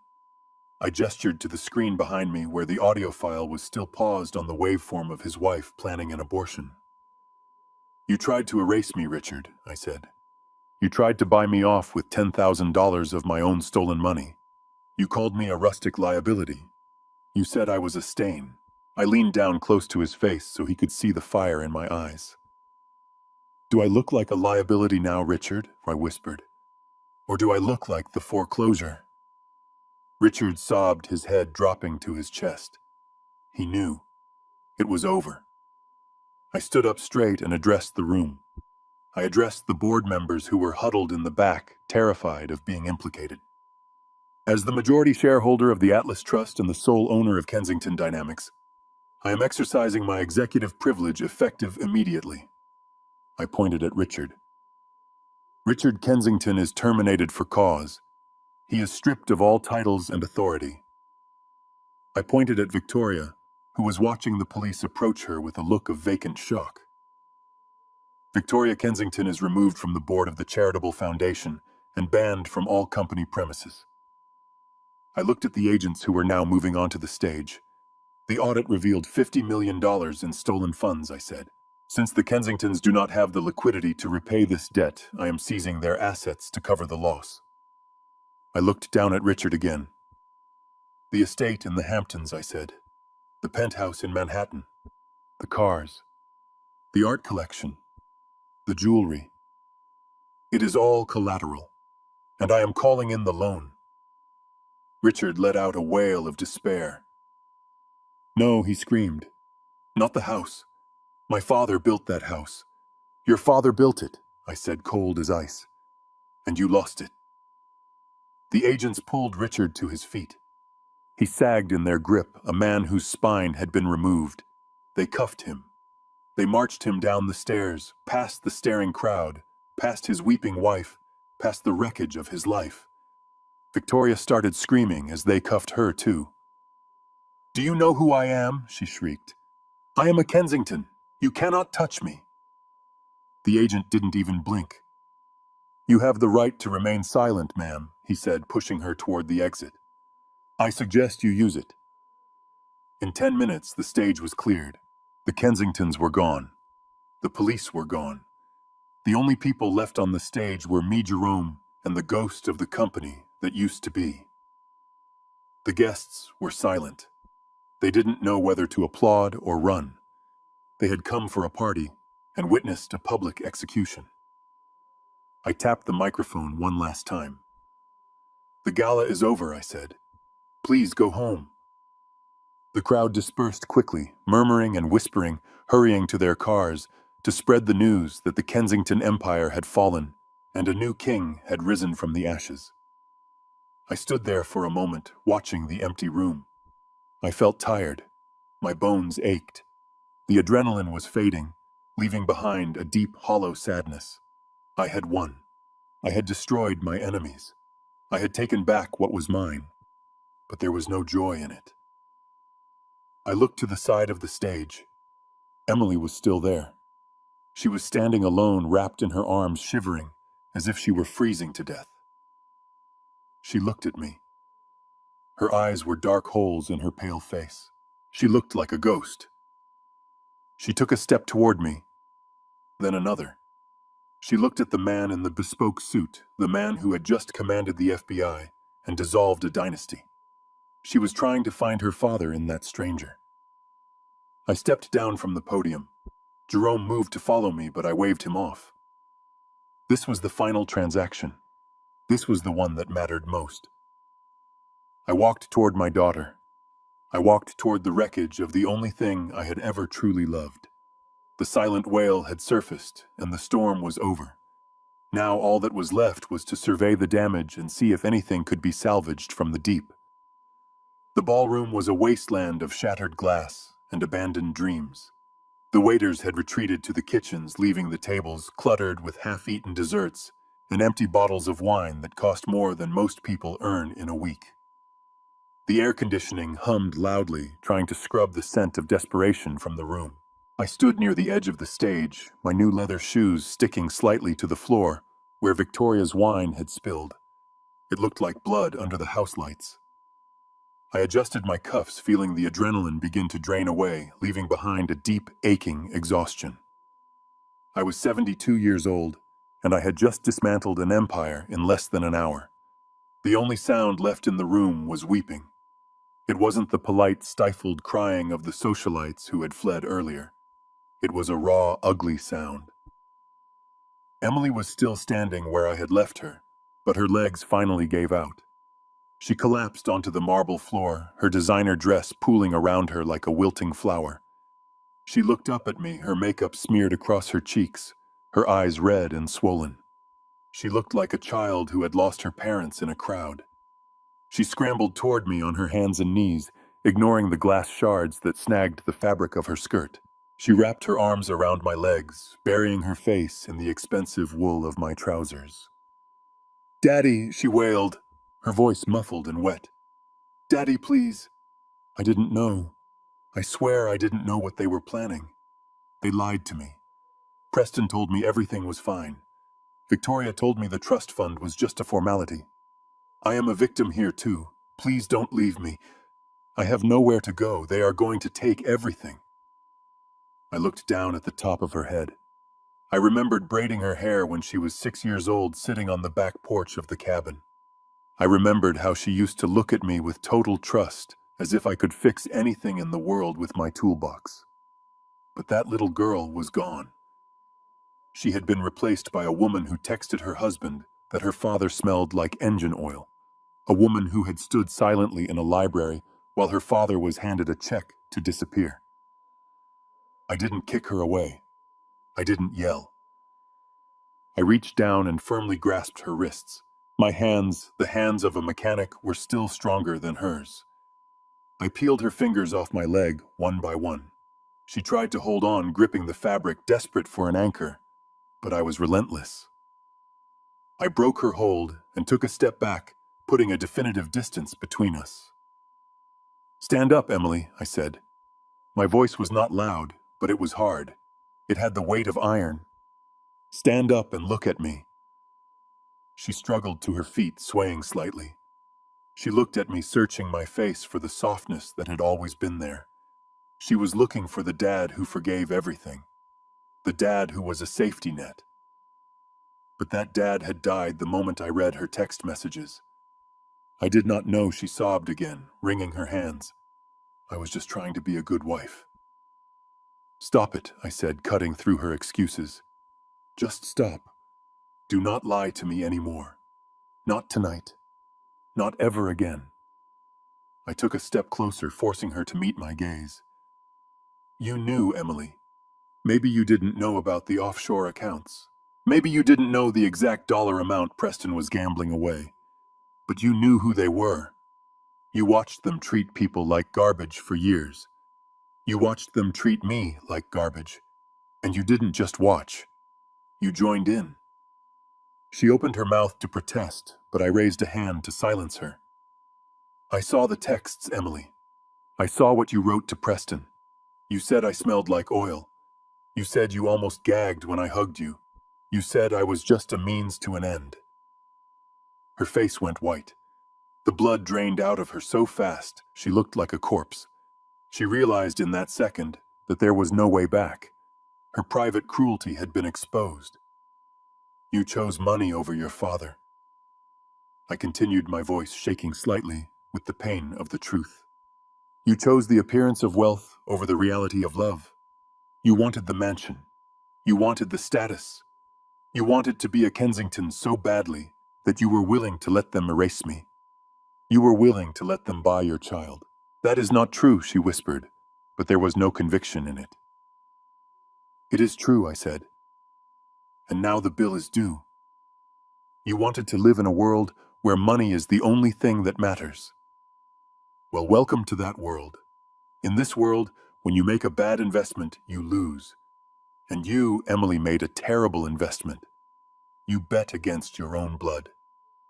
She looked around the empty ballroom, as if searching for an exit or a savior. But there was no one. Preston was in a holding cell. Victoria was likely screaming at a lawyer. The guests were gone. She was alone. "I am pregnant," she said softly, playing her last card. "I am having your grandchild. You can't leave us on the street. You have billions now. You have to help us." I looked at her stomach. I thought about the baby growing inside her, a baby that had almost been sacrificed for a trust fund clause. I reached into the inside pocket of my jacket. I pulled out a single brass key. It wasn't a key card to a penthouse. It wasn't a key to a luxury car. It was a simple, tarnished brass key on a faded plastic ring. I took her hand and pressed the key into her palm. She looked at it confused. "This is not a check," I said. "This is a key. It is the key to the cabin." She stared at the key as if it were an alien object. "The cabin?" she asked, her voice filled with disbelief. "The cabin," I confirmed. "The shack you hated. The place with the wood stove and the drafty windows. It is yours now. I transferred the deed to your name this morning. It is paid for. The taxes are paid for the next 10 years. It is a roof over your head. It is a place to sleep, but—" she stammered, looking from the key to me. "But you have $10 billion. You could buy me a house. You could buy me anything." "I could," I said. "But I won't. If I give you money now, Emily, you will never learn. You will just find another Preston. You will just wait for the next payout. You need to learn how to survive. You need to learn what it means to build a life, not just buy one." I stepped back, buttoning my jacket. "I am leaving, Emily. I am going to travel. I am going to see the places your mother and I always talked about. I am going to Paris. I am going to Rome. I am going to live the rest of my life for me." "And the baby?" she asked, tears spilling again. But this time they were tears of fear, not manipulation. "The baby will be taken care of," I said. "I have set up an educational trust for my grandchild. Jerome is the trustee. It pays for school. It pays for medical bills. It pays for college. But you cannot touch a cent of it. Not for clothes, not for cars, not for rent. That money is for the child's future, not your present." I looked at her one last time. She looked small, standing there in the ruins of her vanity, holding the key to a wooden cabin. "If you want to make a life, Emily, go to the cabin. Plant a garden. Chop wood. Learn how to work. Learn how to be a mother instead of a socialite. Maybe in the silence out there, you will find the part of yourself you sold to these people. Maybe you will remember who you are." I turned away. It was the hardest thing I had ever done. Harder than working double shifts. Harder than burying my wife. Walking away from my child while she cried was an agony I wouldn't wish on anyone. But I knew that if I turned back, if I wrote her a check, I would be killing her soul just as surely as the Kensingtons had tried to kill mine. I walked down the stairs of the stage and across the marble floor. My footsteps echoed in the vast emptiness. Jerome was waiting for me, by the exit holding the door open. He looked at me with a sad, understanding smile. He didn't say a word. He just nodded. I walked out into the cool New York night. The air smelled of exhaust and rain, but to me, it smelled like freedom. The Rolls-Royce was waiting at the curb, the engine purring softly. The driver opened the door. I slid into the leather seat. It was comfortable. It was quiet.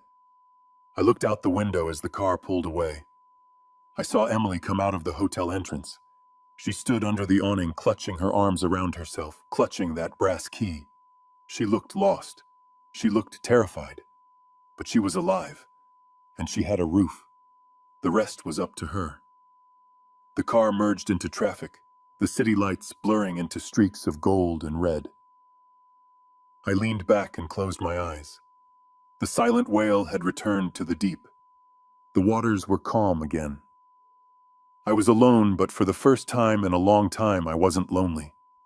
I was just Bernie, and I had a plane to catch. Life taught me that money is a powerful tool, but a terrible master.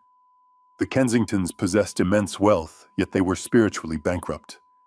My daughter traded her dignity for a lifestyle, and the cost was her family.